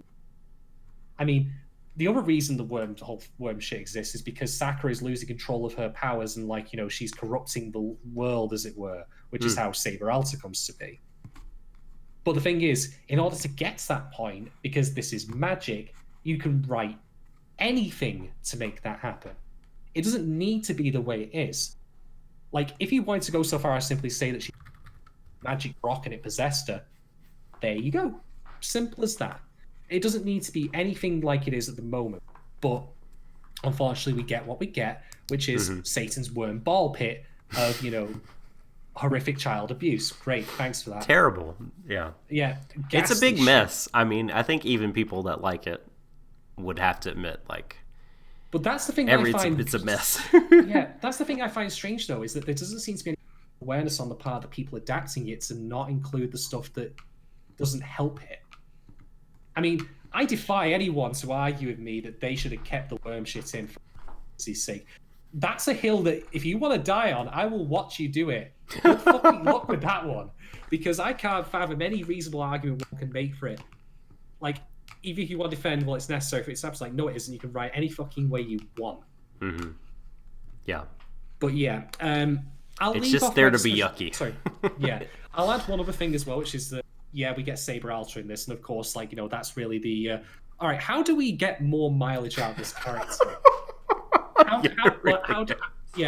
Let's turn her into a goth. How do we give her a reason to be dressed up in this different outfit? Yeah. By the way, Saber Alter is supremely overpowered. Like in UBW, like Saber versus Berserker is like a pretty even matchup. But bear in mind, Berserker in UBW extra lives. Putting all those quarters in before got summoned and all that. Exactly. Yep. Yeah. But Saber Alter just goes through him like a hot knife through butter. Oh, that's amazing. I'd like to see that. It'd be cathartic because he was such a pain in the ass in the Fate route. Like, just really powerful. What made me chuckle, I'll finish this off on two funny notes. I don't want to spend too much time, or leaving off rather on the nasty stuff I've had to discuss. First off, part of like this whole like Sakura corrupting the world thing is pink slime flowing across, and I was like, oh, it's Ghostbusters too. It turns people evil if you touch it. Mm-hmm. It literally is Ghostbusters too. Are we gonna have like Ray Stantz and Venkman fight off one of the heroic spirits with proton packs? Are you telling me that can't happen? Make it happen, fanfic writers. Make it happen. And the second thing I'll mention is that Shiro and Rin are like watching this fight between Saber Alter and Berserker, and Shiro does not recognize who Saber is until her mask is shattered in the fight. I'm like, really? Okay. Visual experiment, Doc. Here's my mobile phone. Can you tell who I am? No, who is that? Who is this writer? I don't know who they are. Can you tell who I am? Listen, ask the employees of the Daily Planet. Oh, the Clark Kent. All right, yeah, okay. You know what? Right, I forgot about that. If Clark Kent can get away with that shit, then fair enough. You got me. Neither one of them should be able to get away with it. No, they really shouldn't. But well, that's actually is correct. There are enough. There's Saberface is actually a term now in relevance to the actual franchise. So I'll leave off just by saying that overall, I like the film a lot, but I accept that it has some very significant problems, and I really wish that the people working on it were more willing to exercise some adaptational flexibility and creativity in recognizing, hey, you know what? Maybe this stuff shouldn't be in here, and we can do this differently. But it'll be what it'll be, I guess. I just hope, the UFO tape will make enough money back to finally pay off those tax bills. I mean, man, can you imagine what Japan's version of the IRS is going to do to the Fate franchise if they get a hold of it? I mean, I can't even begin to imagine what that would entail, Shadon. Please help me envision it. What would go down? Well, they do a state-sponsored gacha where if you land one of the servants, you get a tax break. Would some IRS person's office just become littered with Fate merch and wall scrolls and shit after sacking the studio? Probably, repoing everything. Probably, but if you ever call them out on it, I'll point out. What do you mean? There's all these, Shooting figures here. I don't know what this character is. I just have them here. Yep.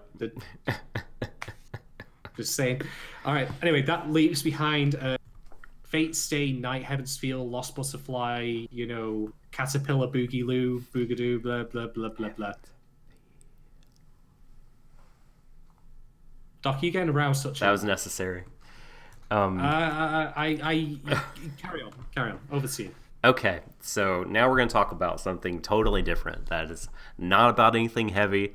It's just a freaking good time and hilarious and special. And, I've talked about recently before, like, how over-the-top shit, like, really does it for me in anime. And for a long time, that was, like, that kind of what-the-fuck quotient.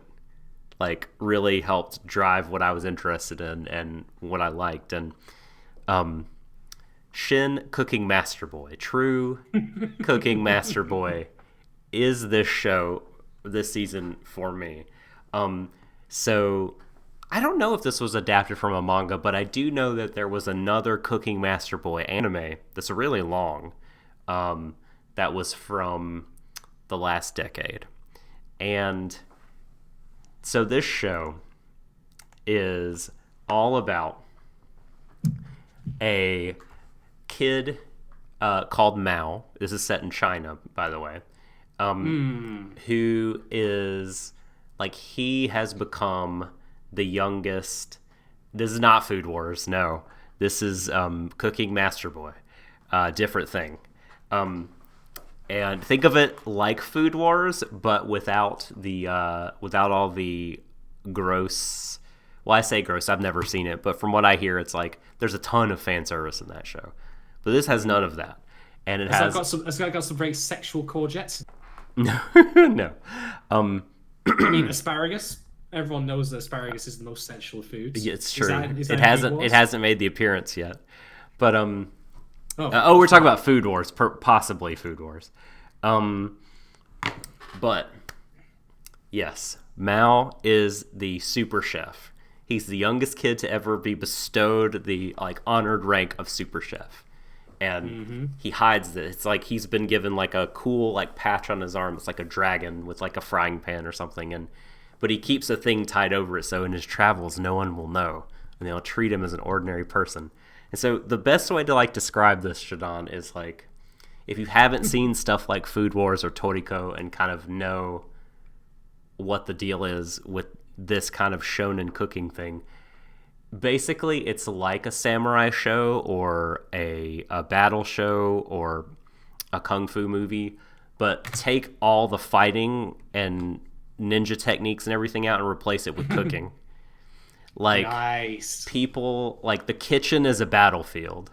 The kitchen is a battlefield, okay? And so... Does someone scream out the word saute? Kind of that happens. There's a guy who has, who's the dim sum master, who has an incredible staff, and, he, twirls it over his head and then slams it onto all the dough to roll it out, and it's, the thinnest rolls of dough that you could imagine. And he unclasps it to where there are two, and then he begins to grind up pork, and they're like, oh my god, look at the way he grinds the pork, it's incredible. And the seriousness with which everyone takes this is amazing.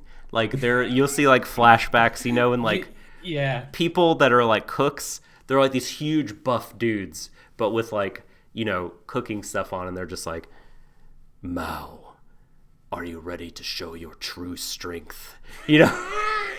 It's just can I just say, in a lot of shows where they are over the concept is basically absurd, playing them straight is sometimes the best move one can make. Oh, totally. I mean, I think, for example, of perennial joke of the butt, I suppose you want to call it, Keijo. We all remember that, don't we? Yes. Which is a show that you might think, given everything I've just said about for example, Fate, Stay Night, or all the other stuff I've railed on with fans, you might think so, oh god, Shadon's gonna go fucking puritanical on this shit, he's gonna be complaining that we aren't thinking of the children all.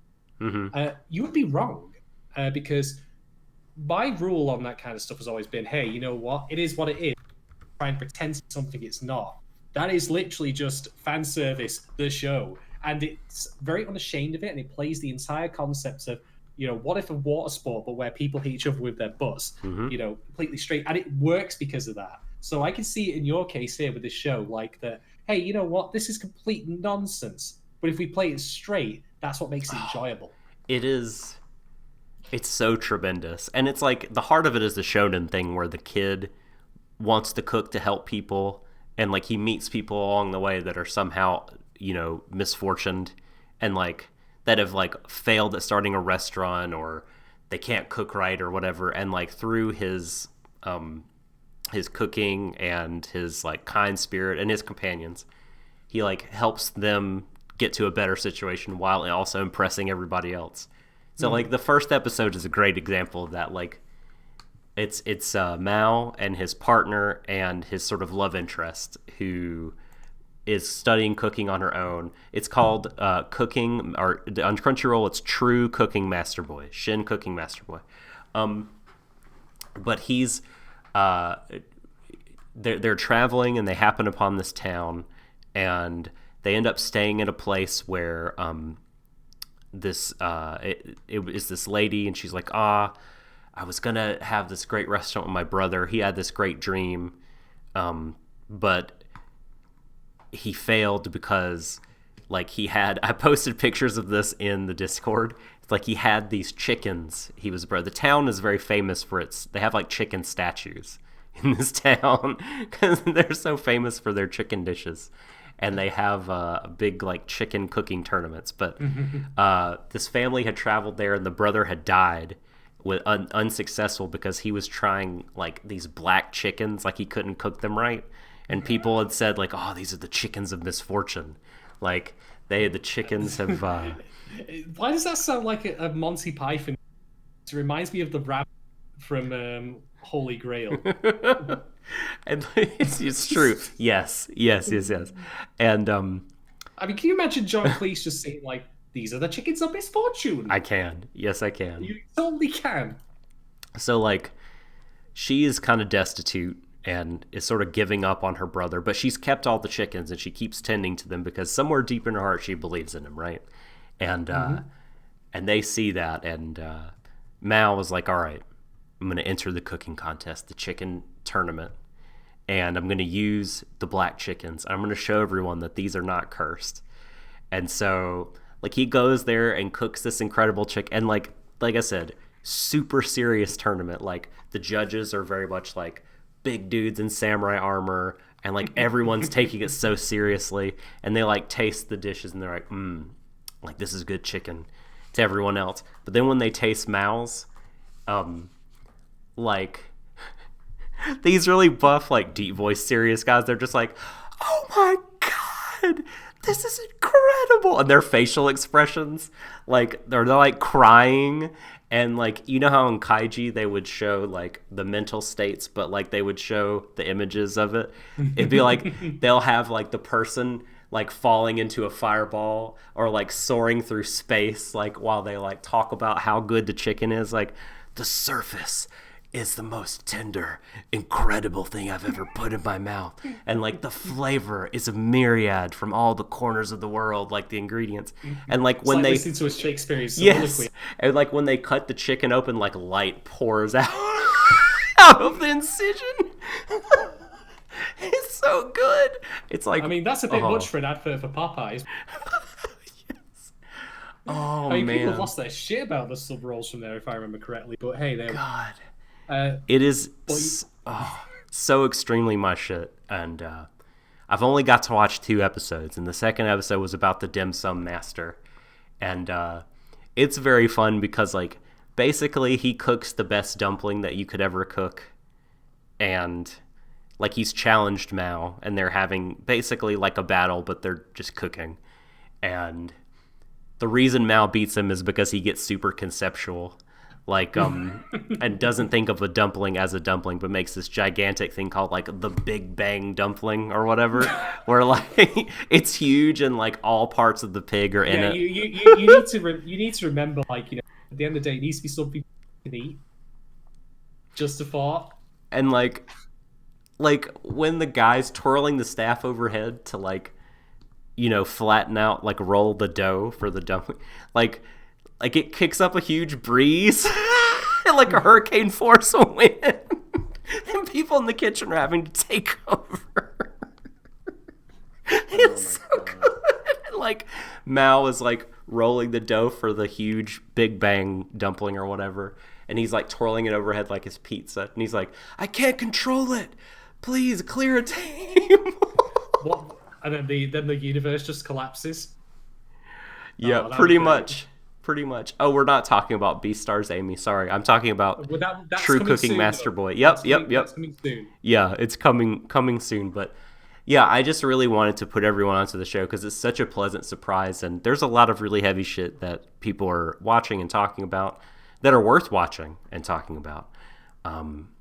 But holy sometimes shit, you need something lighter. It is. Sometimes you need something goofy. So absurd, but it has like a really good heart. Like there's actually kind of these little like character beats, you know, that take a backseat to the fun and the action and the silliness, but like they're there.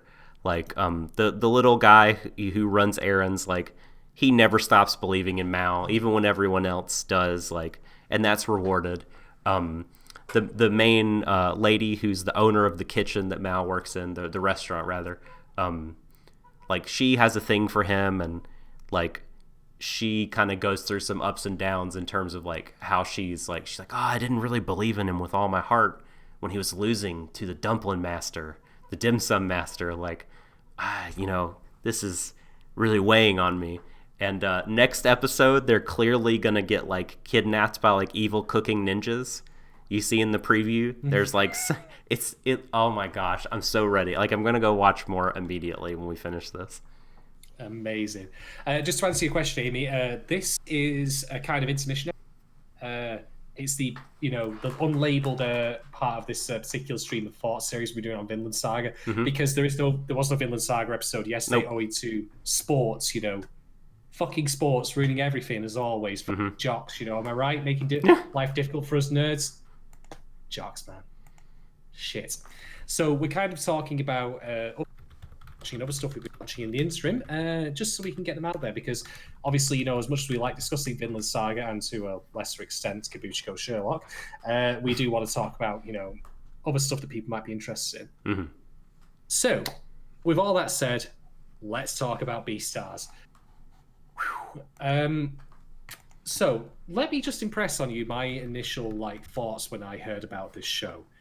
I knew that it was like a big deal. Like I heard, for example, from, you know, James Beckett, that it was a really, really impressive manga series.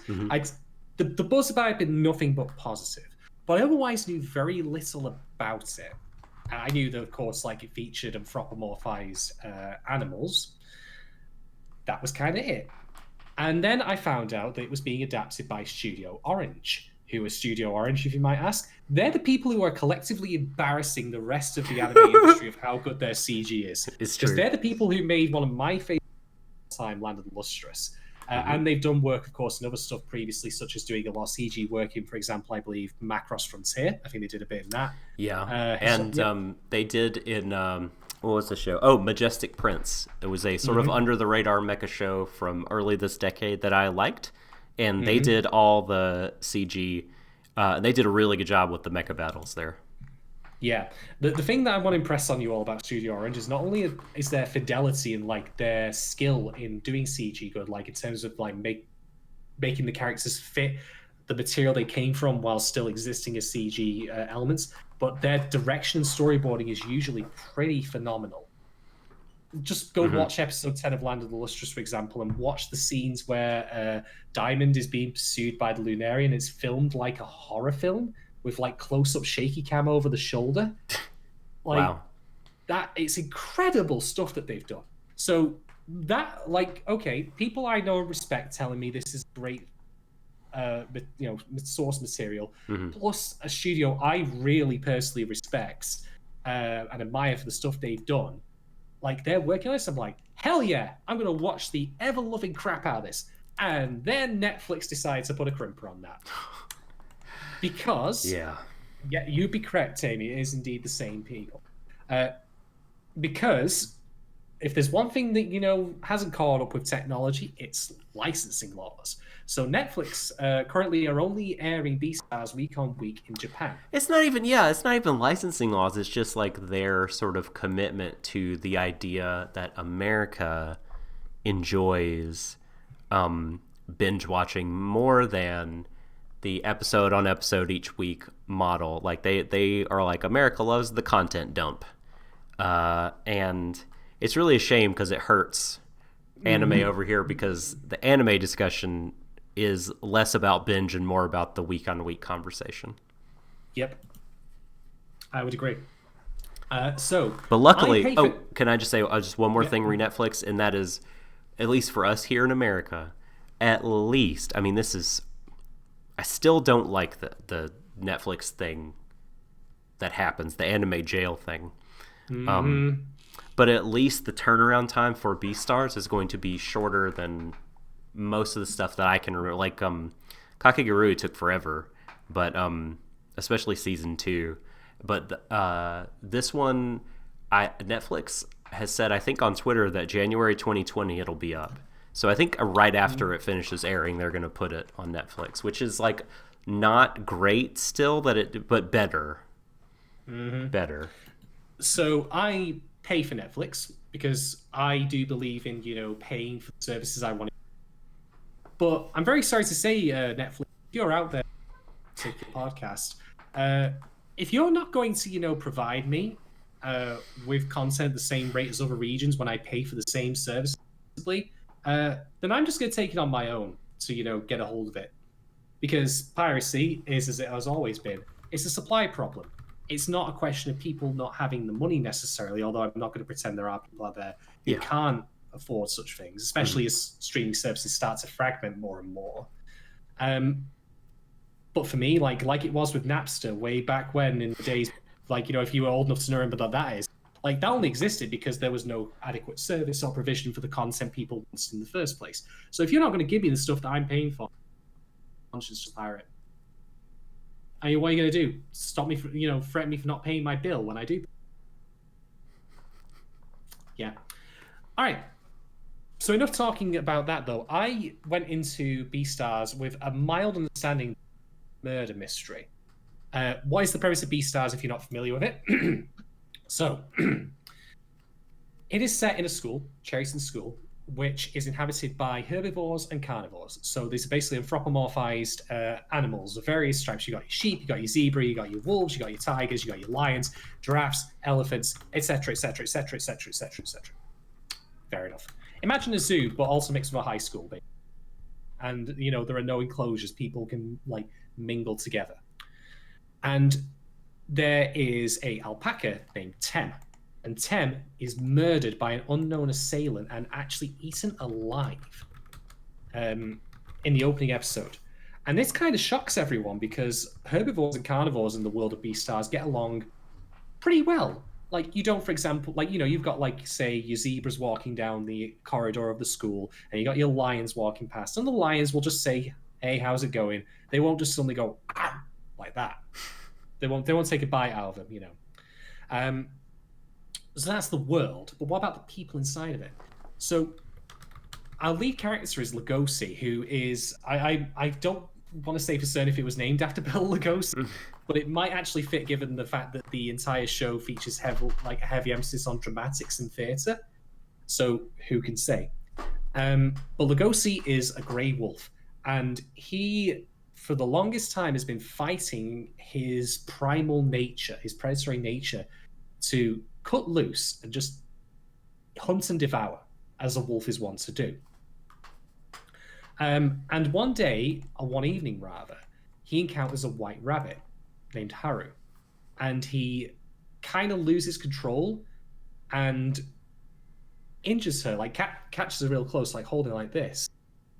But then the unknown assailant who attacked him appears as well and then leaves. And he manages to regain some semblance of control, but he, is kind of very taken with Haru.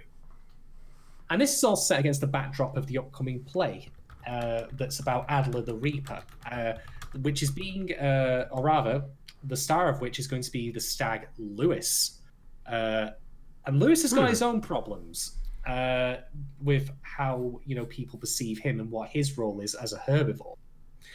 And so what I originally thought was going to be a murder mystery, and doubtless that will come back later, instead actually turns into an incredibly thoughtful meditation on the roles that we play, our true natures, our inner natures, and whether or not they're the right way to conduct ourselves. Like, what part of who we are is acceptable, to show to other people?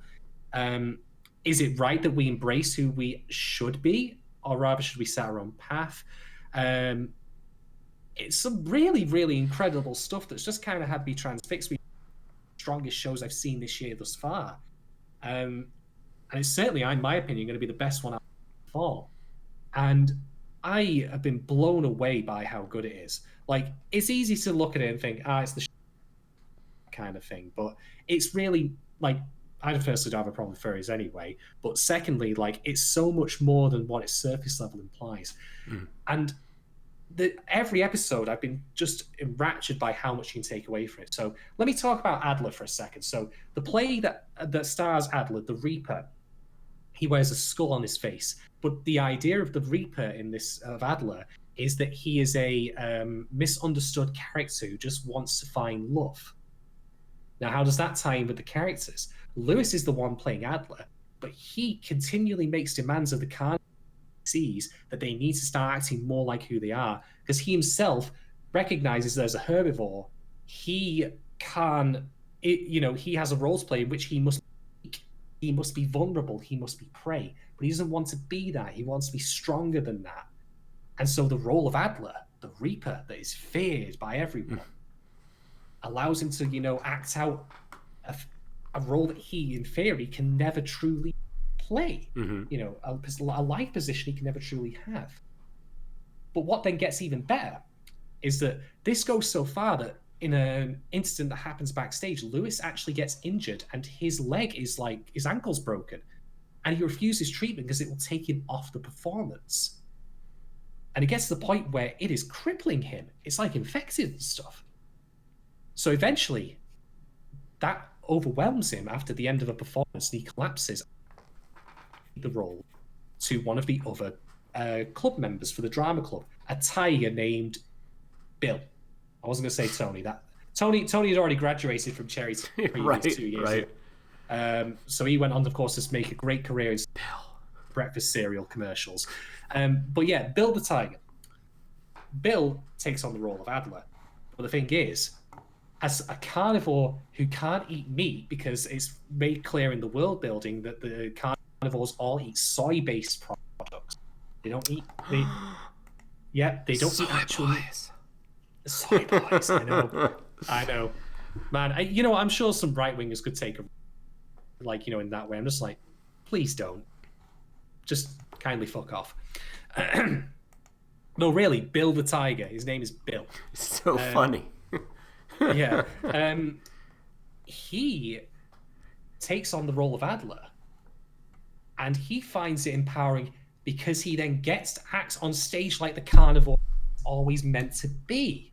The role means different things to Lewis and Bill in ways that empower them, but also make them recognize the restraints they're placed on and the expectations they're forced on because of who they are, inherently. And it gets to the point where Bill, in his Adler, before he actually goes on stage, he actually takes a couple of drops of rabbit blood as a kind of drug, which Lugosi loses his shit about, bearing in mind he had previously injured Haru. You see how these things tie together here. And that leads to them going off script. And what I found incredible was that as they go off script and monologuing at each other and accusing each other of all the things that they've done, Bill says, I recognize you, that you're a predator too, but you're just hiding your true nature and all that. And Lugosi saying that your crimes are not forgivable, done blah blah blah. the audience still thinks it's a performance. There's like layers on layers of like performances and performances here, where not only are they playing the role of Adler and Lugosi's character in the play, they're playing fake versions of themselves anyway that aren't real relative to their true natures as like predatory creatures. And the people in the state, like the audience, can't even recognize it. It's, this fucking anime is so rich, like in all of its themes and ideas, and how it takes even like the idea of this Adler character and uses it with a different character to portray the same point. I'm utterly blown away by how strong the writing is in this. It's incredible. And I think I found it very relatable podcast, because I don't often get the chance to talk about anime in life with people. And when I get it, I relish it. I get to be more like who I want to be. So seeing like these characters struggle with, you know what, like I'm a wolf, but I can't like, you know, be a proper wolf in this world because it means I will start murdering and killing people. Even though we also see when, you know, the scene subtly shifts when he captures Haru to when he's protecting her with that same embrace, like that some part of like his wolf talents and like the strength that he has is a good thing, particularly of how he takes on Bill, who, bear in mind, is a fucking tiger. Like, you know, tiger versus wolf, who wins? Type in the chat. Tigers will fuck you up. Yes, I'm sure. Tigers will fuck you up. But like, then it gets in with Haru as well. Like, Haru is a rabbit. What do rabbits do? Breed. So yeah, she sleeps around with a lot of people. By the way, I don't judge on that, as long as you protect yourself whatever way you can. No, we're not into the slut shaming on this podcast. No, not in the slightest. Whatever way you protect yourself, you can do. But for Haru, like, that's what she does. She feels most in control when she's doing that. But that results in her getting, you know, ridiculed and bullied by the others who think that she is a slut, as they would put it. Even though, you know, she's just embracing her nature. But, you know, she also clearly has more to her than that when Lugosi meets her and sees avid gardener, that she tends all, like, you know, the way it's framed, like, you've got Lugosi, like, coming out of the entryway to the garden, and that's just barren brick and stuff. And around Haru, she's framed with all these flat, like, you know, grass and all that. It's the fucking direction of this show. Oh my God. I love it. I love it so much. Like, I'm so impressed with every part. And then there's also lovely little details. So as part of the world building, like, all of the animals have I think it's called a naturalization day. And that involves them like going to habitats that are specifically for them. So like the aquatic, like polar bears, for example, like they have like a lounge made with like an ice sofa or an ice couch, which says it's a bit cold this year, isn't it? And that, which itself is a good bit of comedy.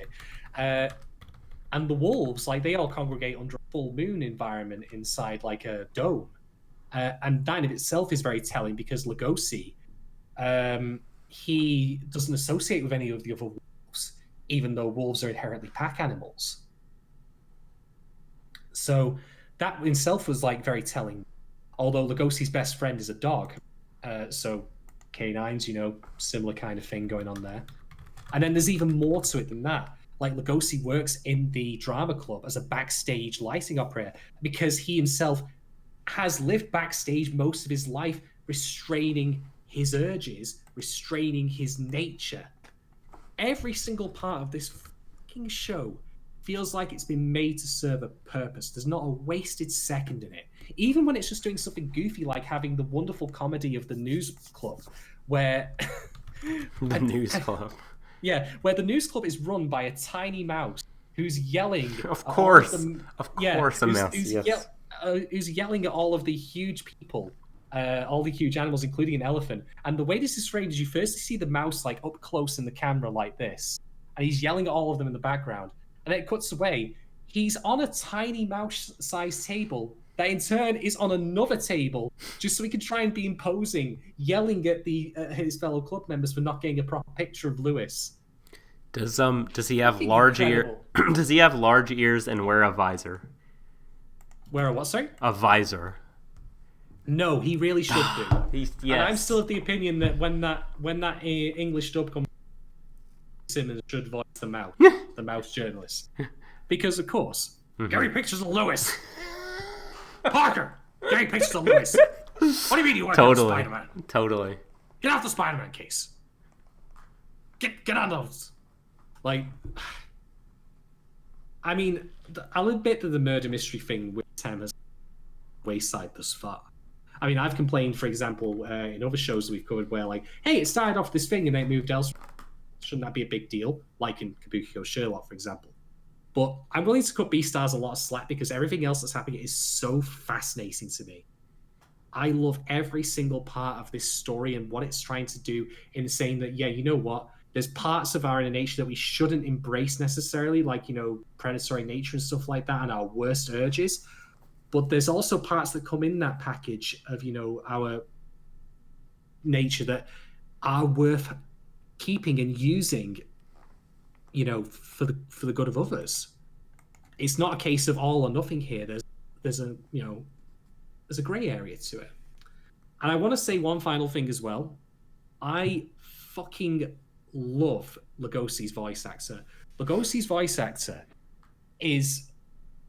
he delivers every single line thus far, with the exception of someone, particularly when he's yelling at Bill, in a very hushed and muted tone. Like, he's got his volume dial inside his mind and his heart turned down by 50%. For a character who, in theory, should be ruling like the social strata of this school because of how big and imposing and strong he is, like, he comes across as very timid and very reserved and very introverted, and it really, really helps sell the character.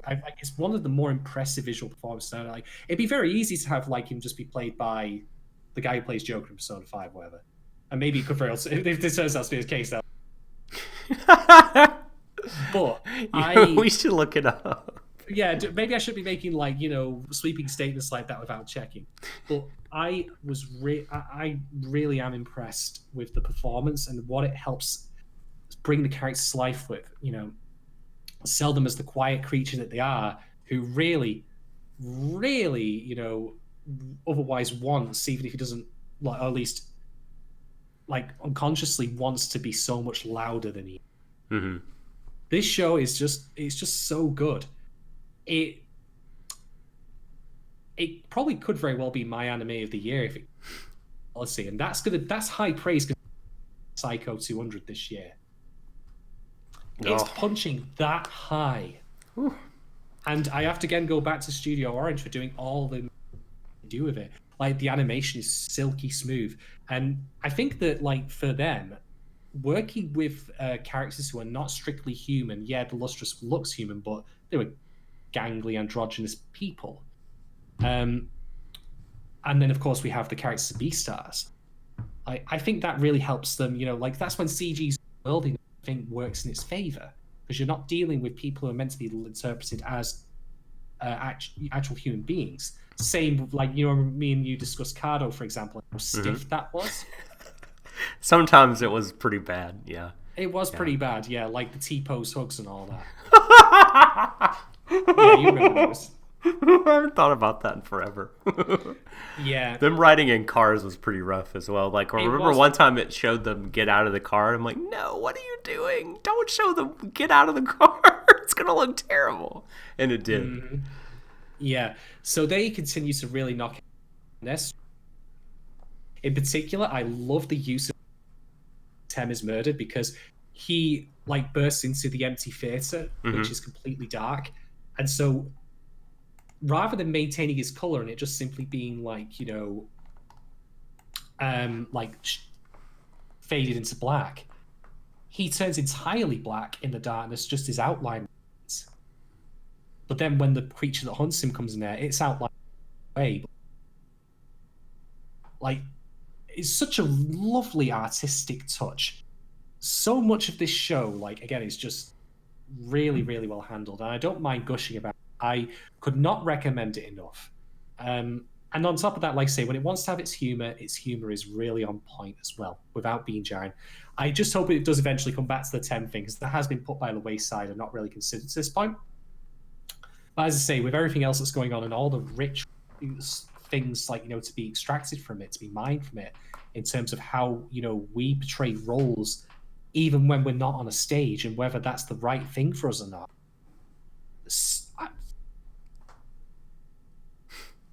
I'm really, really impressed.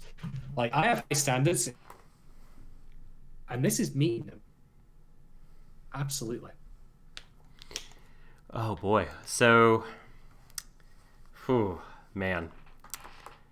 I have been, of course, like, urged on by people like James, people like Rexton in our Discord, very adamant about watching the show, and I've been telling myself that I'm going to be a good boy and wait until January to watch it all on Netflix.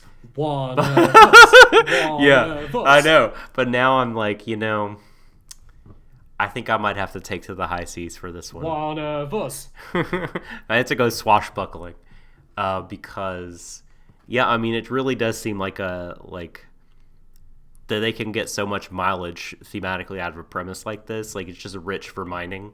Like, just because, and it can feel like there's enough distance, right? Because animals, like, it's not going to feel like they're really forcing something, because we all sort of archetypally, or what am I trying to say? We all know kind of animal archetypes and instinctual behavior. Like, the animals have kind of different reputations for being certain ways. So, like, that all doesn't really need a lot of explaining. It's all kind of ingrained in our brain anyway. And it just seems so interesting, the things that they could do with that. And you're really selling me hard on it. Lugosi's my spirit animal. Like, I mean, I can relate. I've had many times where I want to, be more, like, present myself more as I do to you all now, where I get to talk openly about anime, not feel like, there's a stigma or a shame associated with it. Indeed, that's part of why I'm doing it. But I don't. And indeed, there's a part of me that recognizes there is a place for that. Obviously, I'm not going to be going around having every conversation, saying like, hey, do you watch this anime show? Every single minute of my day. There's a time and a place to have that discussion. I just don't get as many times on as I otherwise would like in me. Mm-hmm. And so people like talking about shows around me, and like keeping my mouth shut, because I don't really want to bring all that kind of stuff up, even though I really do want to. So hearing Lugosi talk about that, and then talking about his feelings towards Harry, I can relate. I can absolutely relate. I feel a connection with that. And I can say no more other than that I really can wholeheartedly and recommend the series. Give it a chance. I can guarantee you will find something or a character that you will connect with in this show. And if you just, let it play out, just appreciate all the stuff that's going on in it, you'll be richly rewarded for it. It's a really, really great watch. Mm-hmm. I am really... I think you've pushed me to do it. Do it. Don't make me kick you out of the podcast. Sophie... Even though you're the one who actually ran it, organizing... Sophie, is Ryakuma and Kaoru the like the stop motion one with the bear that was made by the people that made the one about like the Amazon cats, the Amazon looking cat alien things? Because I wish I could remember the name of that show. God damn it. It was so funny. So funny. Gosh, I love that show about those alien kitties that looked like the Amazon cats. And I can't think of the name of it. But so that one looks fun. I've started to watch it before, but just hadn't been in the mood for it. So that's one that I've got on my radar also. And Beastars. Okay, so our stream is getting quite long, so I'll try to be quick about... although I guess some people like really long streams. So there's a couple more shows I could get to. I don't have a ton to say about each one. And my recommendation, not Kimono Friends. This one is oh man, clay looking stop motion. I'm gonna look it up now. Now you've got me. Let's see. Anime Amazon cat. That's a search term if I've ever heard one.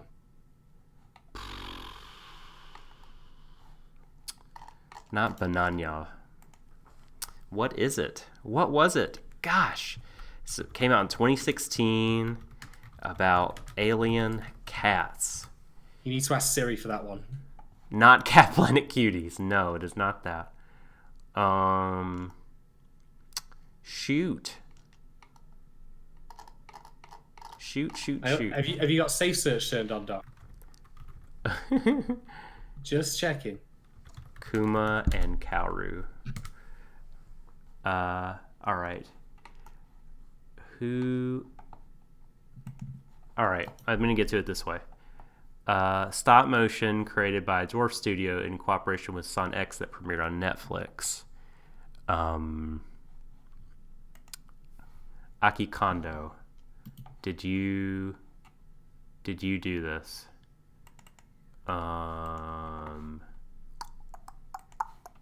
No. All right, I'm gonna look up Sen X. God damn it! Is it in chat? Has someone posted it in chat? Because I can't. Answer a postcard. Now's your time to sabotage. Curse the day. I can't find it, but it was really fun. I like that anime so much. 10,000 different hits. I know. I really like.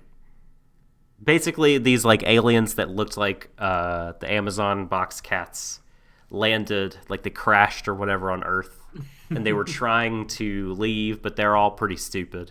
And so only one of them was like really interested in fixing the ship. The rest of them were very much like, what is this place? Like, and they're very tiny.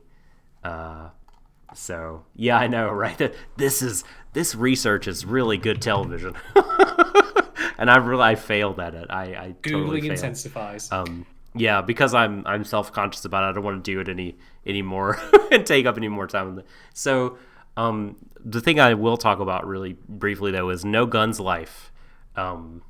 This is an anime about gun control in America.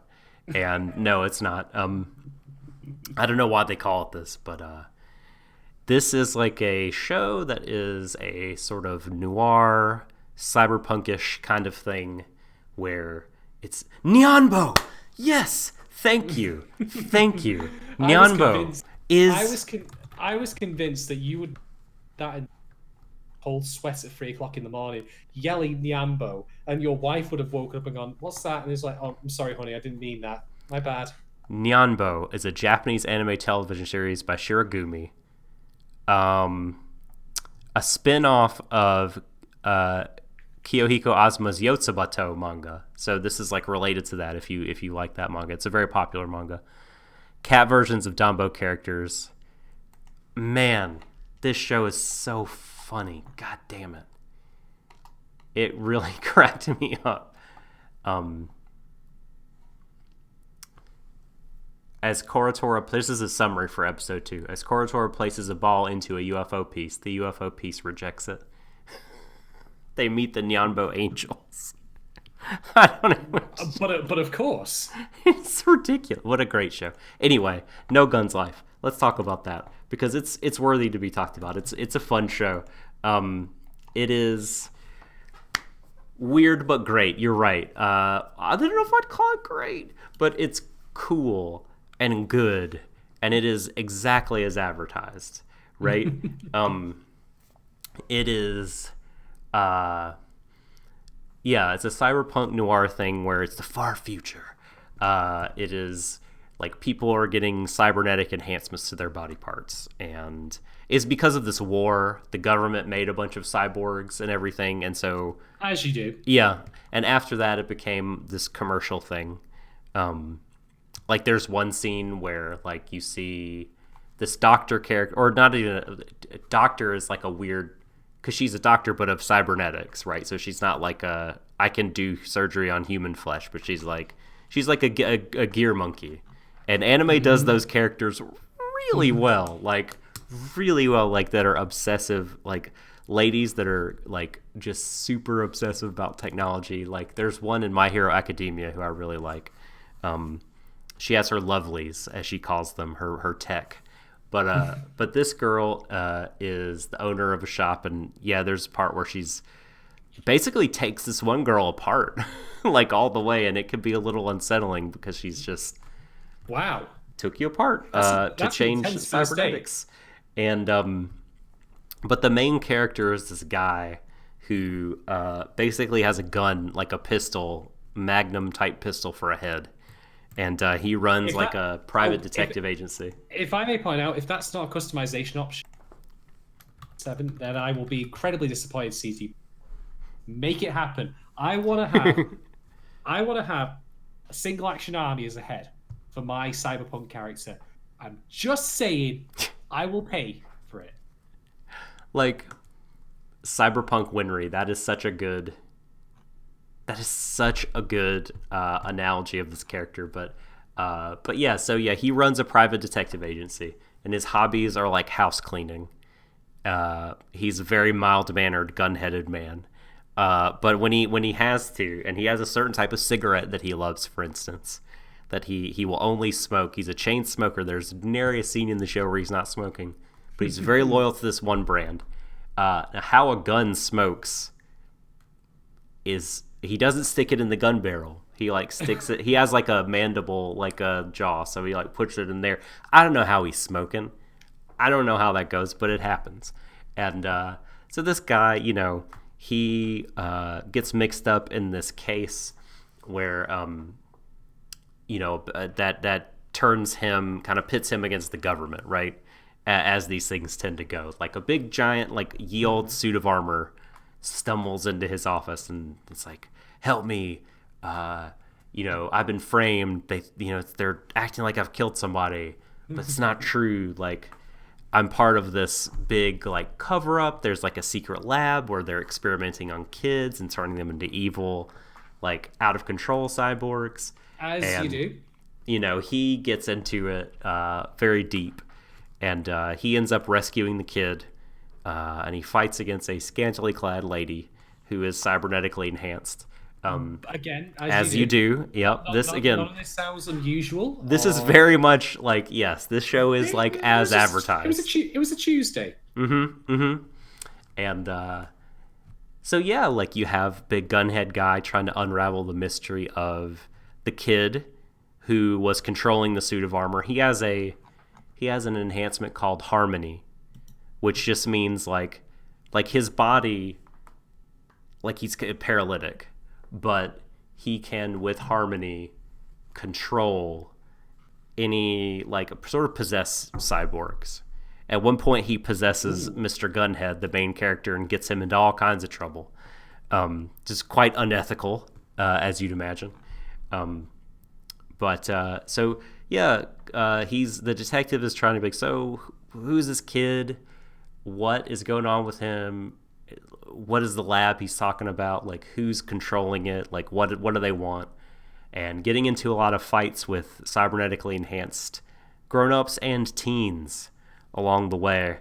And also, whenever Cyberpunk Winry is, like, in the show, is, like, the best part of the show. She is great in her singular focus on loving taking apart cyborgs and putting them back together. She's amazing.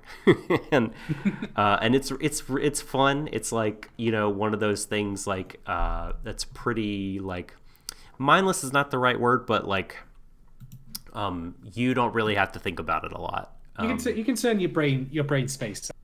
Yeah, I mean, you want to follow what's going on, but it doesn't really ask much of you, No. Intellectually. So yeah, his legs were cut, so he can't run away. That's right. But it's very anime in that way. like we've been saying, like everything's like, oh, as you do, no surprise, it kind of plays to convention and type, but sometimes that's good, and every season needs that kind of thing, I think. And if you have Funimation or Hulu, over here in America, you could check it out. I don't know if it's availability elsewhere, but yeah, it's some the setting is always one I enjoy. I enjoy the cyberpunkery. So yeah, anytime I can get some of that business, I'm willing to give things the benefit of the doubt. And like I said, I wouldn't call it like great, but it is enjoyable and a lot of fun. Well, at least the show isn't firing any blanks. No, indeed. I'm sorry, I had to. Do you have anything else you want to talk about, or may I mention? That brings my. Well, I would mention one last thing that I've watched one episode of called Ascendance of a Bookworm. And it's a show that, like, I'm really conflicted about how I feel about it. Oh, dear. I just, maybe it, like, stresses me out in a way that it doesn't stress out other people, I think. Because, okay. Here is the deal. At the beginning, our main character is a librarian, presumably. She loves being surrounded by books. She loves to read. She loves the idea of, like, here all around me is the knowledge of humankind, and I can, take benefit from it whenever I want. Mm-hmm. And she loves to do the reading. And suddenly, something occurs very abruptly in that world that she is in. It doesn't really go into detail. Oh dear, when you say that word, yeah. Oh, Doc, no. I thought I was the canary in the kitchen. I thought it was my responsibility, to be whisked off to other worlds and then come back and complain about how shit they are. But again, you like, or rather, you're conflicted about this show. Yeah, so yeah. Maybe you're the right person for this. It is not an isekai, by the way. Thank fuck for that. It is. If anything, it has more in common with Saga of Tanya the Evil than isekai. And I say this as someone who likes Saga of Tanya the Evil. So. Oh, Nazi Rugrats. Yeah, for sure. Sorry. So yeah, the girl, I can't remember her name. I remember her name in not the first name she gives, but yeah. Anyway, something happens in her world that neither was Saga of Tanya the Evil was not shit. Dana, I beg to differ. Most people that dismiss that show have not watched it, and I will continue to just say watch the show if you don't think it is. Now, it's not a perfect show. It's not a show that is like anime of the year. I liked it though. I thought it was good, but and quite funny as well. Because the person possessing Tanya is like in a feud with God basically, which is just makes me laugh.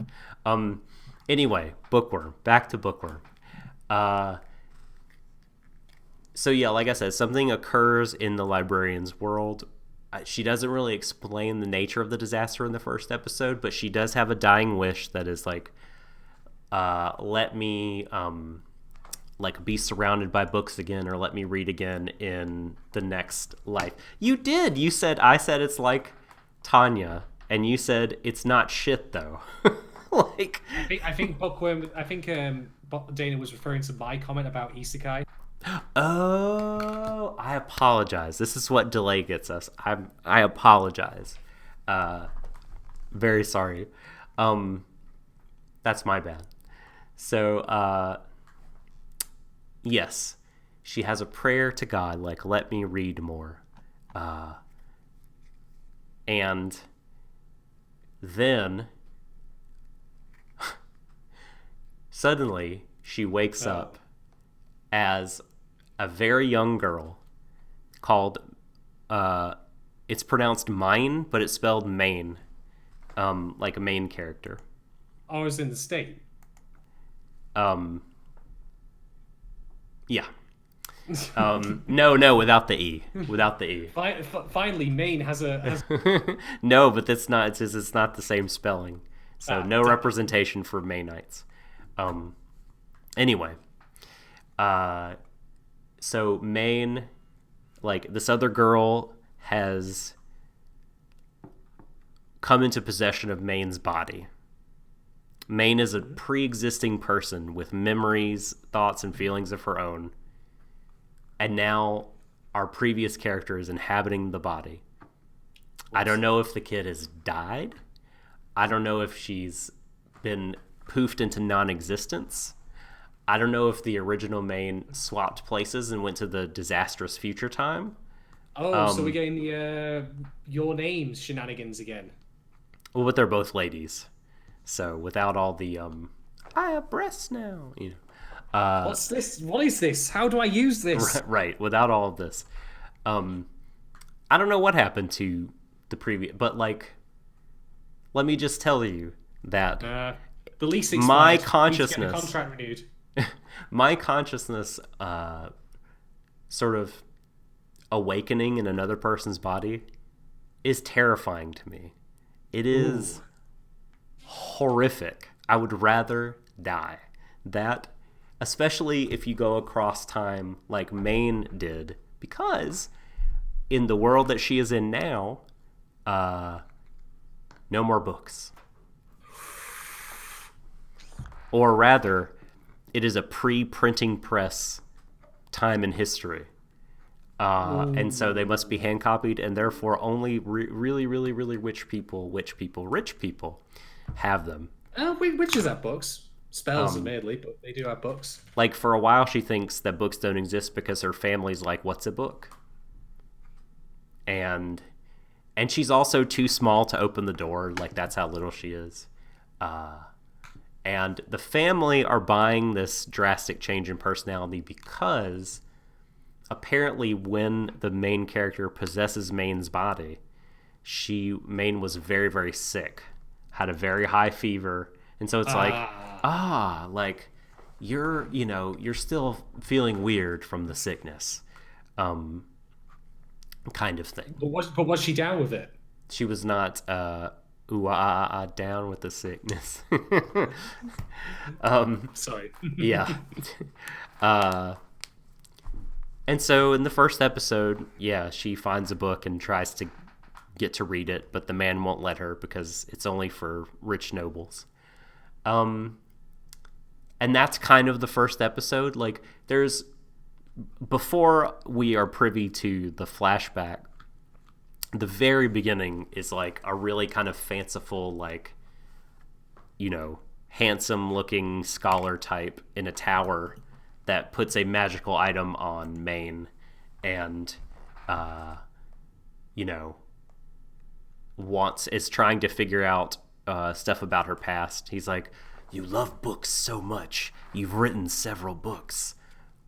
Why? I want to know about you because you're so little, yet you have such a love for books. This is abnormal. And so we get one of those things where it starts at a certain point on the timeline, and then we have to go all the way back to the beginning, and eventually we'll get there.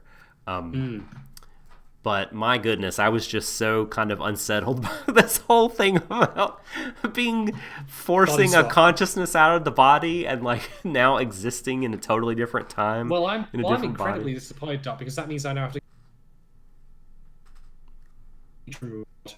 Oh no, you cut out. I didn't hear you. I was gonna say, like, I'm disappointed in you, Doc, because now I'm gonna have to can our $1,000 here, which is gonna involve a body swap between you and me. No, we can't. We cannot do that. Oh my god. For $1,000 per month, Doc. Come on. It's not enough. Fine. God damn it. No, I like the concept though. It reminds me a little bit, tangential though this may be, of an episode of the Twilight Zone called Time Enough at Last, which is, hey, I'll otherwise just read books, but then there's a consequence to wishing for that. as a result, which I'll not spoil because the episode itself is actually quite good. That's cool. As for me, the idea of body swapping, like, but I don't even know if it's body swapping, because I feel like the little girl's consciousness, she's just dead. He's just no more, because we don't hear anything for. Granted, I've only seen one episode, and and also, I get the feeling that it's not going to explore this. Like that's not the angle it's taking. The angle is we have a book lover, and we need to how is she going to like get herself in a situation where she has like access to books, where she can sell books and buy books and make books and be surrounded, like how is she going to like ingratiate herself into the rich upper class or whatever? What if it was a time loop that, you know, oh Jesus, because, you know, books became more prolific as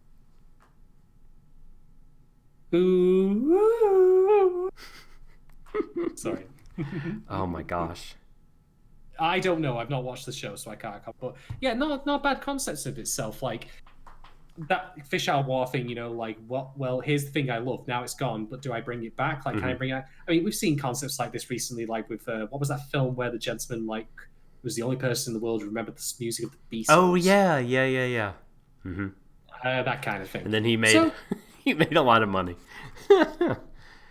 Oh. That could be interesting, certainly. May check it out, but yeah, are there any other shows I want to check out? Well, we've already covered shows I really like. Stars Align, for example, No Gods Are Alive. I don't think there's anything else that particularly picks my fancy right now. But that Cooking Master Boy, true Cooking Master Boy. You have to watch an episode. I have to watch an episode of the insanity. You must watch an episode. Fair enough. But to people in the chat, if you have shows that, you know, we covered today that you think might be worth us having a look at, feel free to let us know. Hit us up at Warui Deshou on Twitter. You know, offer your pitches like, hey, here's this show and here's why you like it. Or rather, if you want to be masochistic, here's this show and here's why you hate it. I saw Dana and Sophie talking about, is it Iroha? Aloha?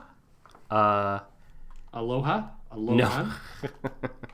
Alone in the dark?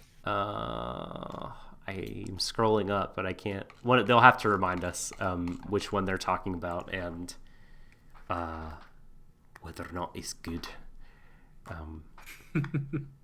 But yeah,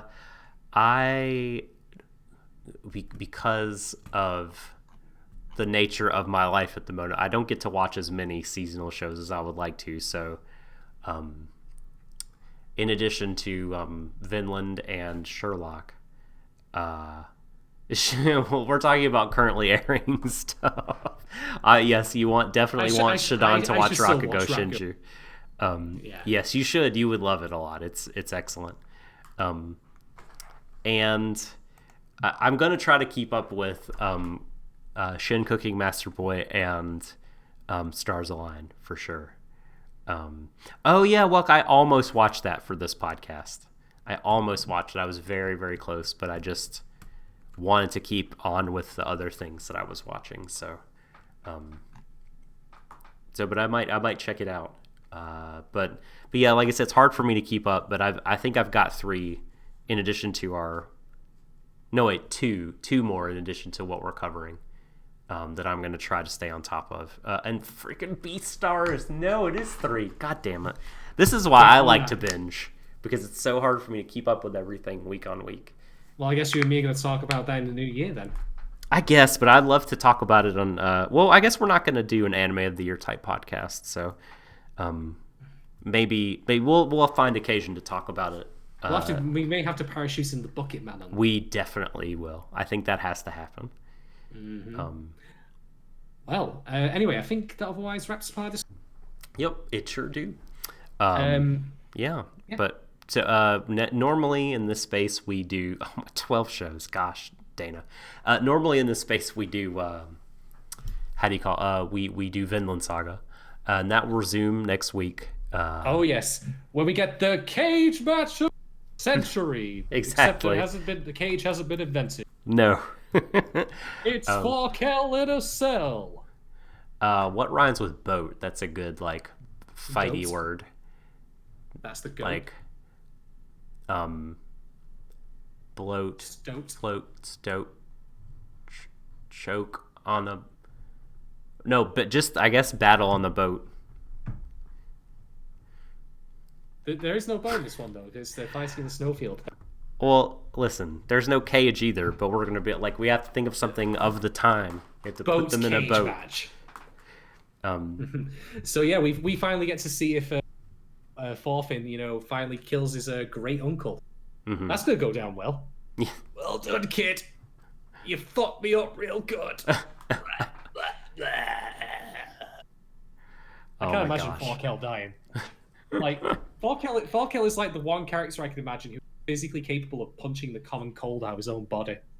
I know. Yeah. No, they're the like virus is afraid of him. If he starts sneezing, he just punches himself. I agree. But yes, so if you've happened upon our channel, next week we'll go back to our Vinland Saga talk for episode 18. Once it resumes. But if you've enjoyed our chatter and want to be part of our community, so there's a couple ways you could do that. Patreon gets you access to our Discord. We got 3 budget-friendly tiers: $2, $3, and $5. If you go all the way to the max, there you can get all sorts of content. Like we cover other shows in addition to Vinland. Week on week, we requests as well. Mm-hmm, yeah, we do audio essays. We'll be doing some coverage of some more classic content quite soon. Oh yes. I'm not going to spoil it. Look forward to that because myself and Doc, we last Friday recorded a classical style podcast like the way we've done it in the past on a film, which I will not reveal the identity of. I fucking loved it. Yeah, baby. It was so good. And so I cannot wait for it to be out there for you. It's one of our little Christmas treats from us to you. I will be back myself soon with some more Patreon content that will be out before the end of the month on the show that I do, but will not talk about because I don't want to, be arrested for spouting profanity. It's not a show that one talks about lightly. I can confirm it is a bag of wank, but that is all I'll say at the moment. Well, yeah, that's going to be a lot of fun to hear that. Talking about bad things is something you know exactly. I do. Tokyo Godfathers is out. Mm-hmm. Dana, it has been out for about 2-3 weeks now. Yes. That is available. Yep, I have covered Tokyo Godfathers as an audio essay. It's very good. I've also covered Akikin, which is now publicly available. If you want to hear me, lose my fucking mind. So yeah, if you want to get me or Doc or Vox to cover like shows that you want us individually specifically to talk about, consider becoming a patron for $5. If you become a tier lower than that, you still get access to things like our Discord where we have game nights and stuff. We like to host a couple of party games here and there, and of course early access to our ongoing Kabuchiko Sherlock stream, as well as being able to then vote later on the next one we cover.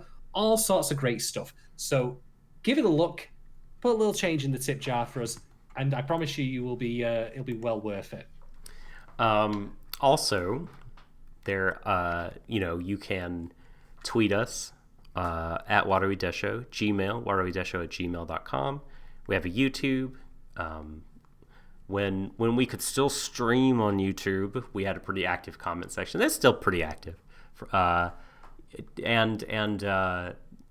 SoundCloud as well. So there's ways you can get involved if you're not able to financially support, and that is totally fine. And we love and appreciate all of you that are tuning in live or on demand, whether or not you're part of the patron community. But yeah, you can indeed make Shadon suffer for a low price. Thank you, everyone, for doing that. From the bottom of my heart, I promise I'm very happy to be doing that. I swear. But yeah, thank you all once again. Shadon Suffering is fun times. We are going to wrap this up, and whenever the opportunity presents itself to do streams in between things, in between seasons, or in be streams. Oh, that's a nice sorry. one. That's good. Sorry. Yeah, we'll try to do those. So just be on the lookout for those. And everybody, from us to you, we love all of you. Indeed. And until next time, embrace each other, everyone, to the ends of the universe. Good night.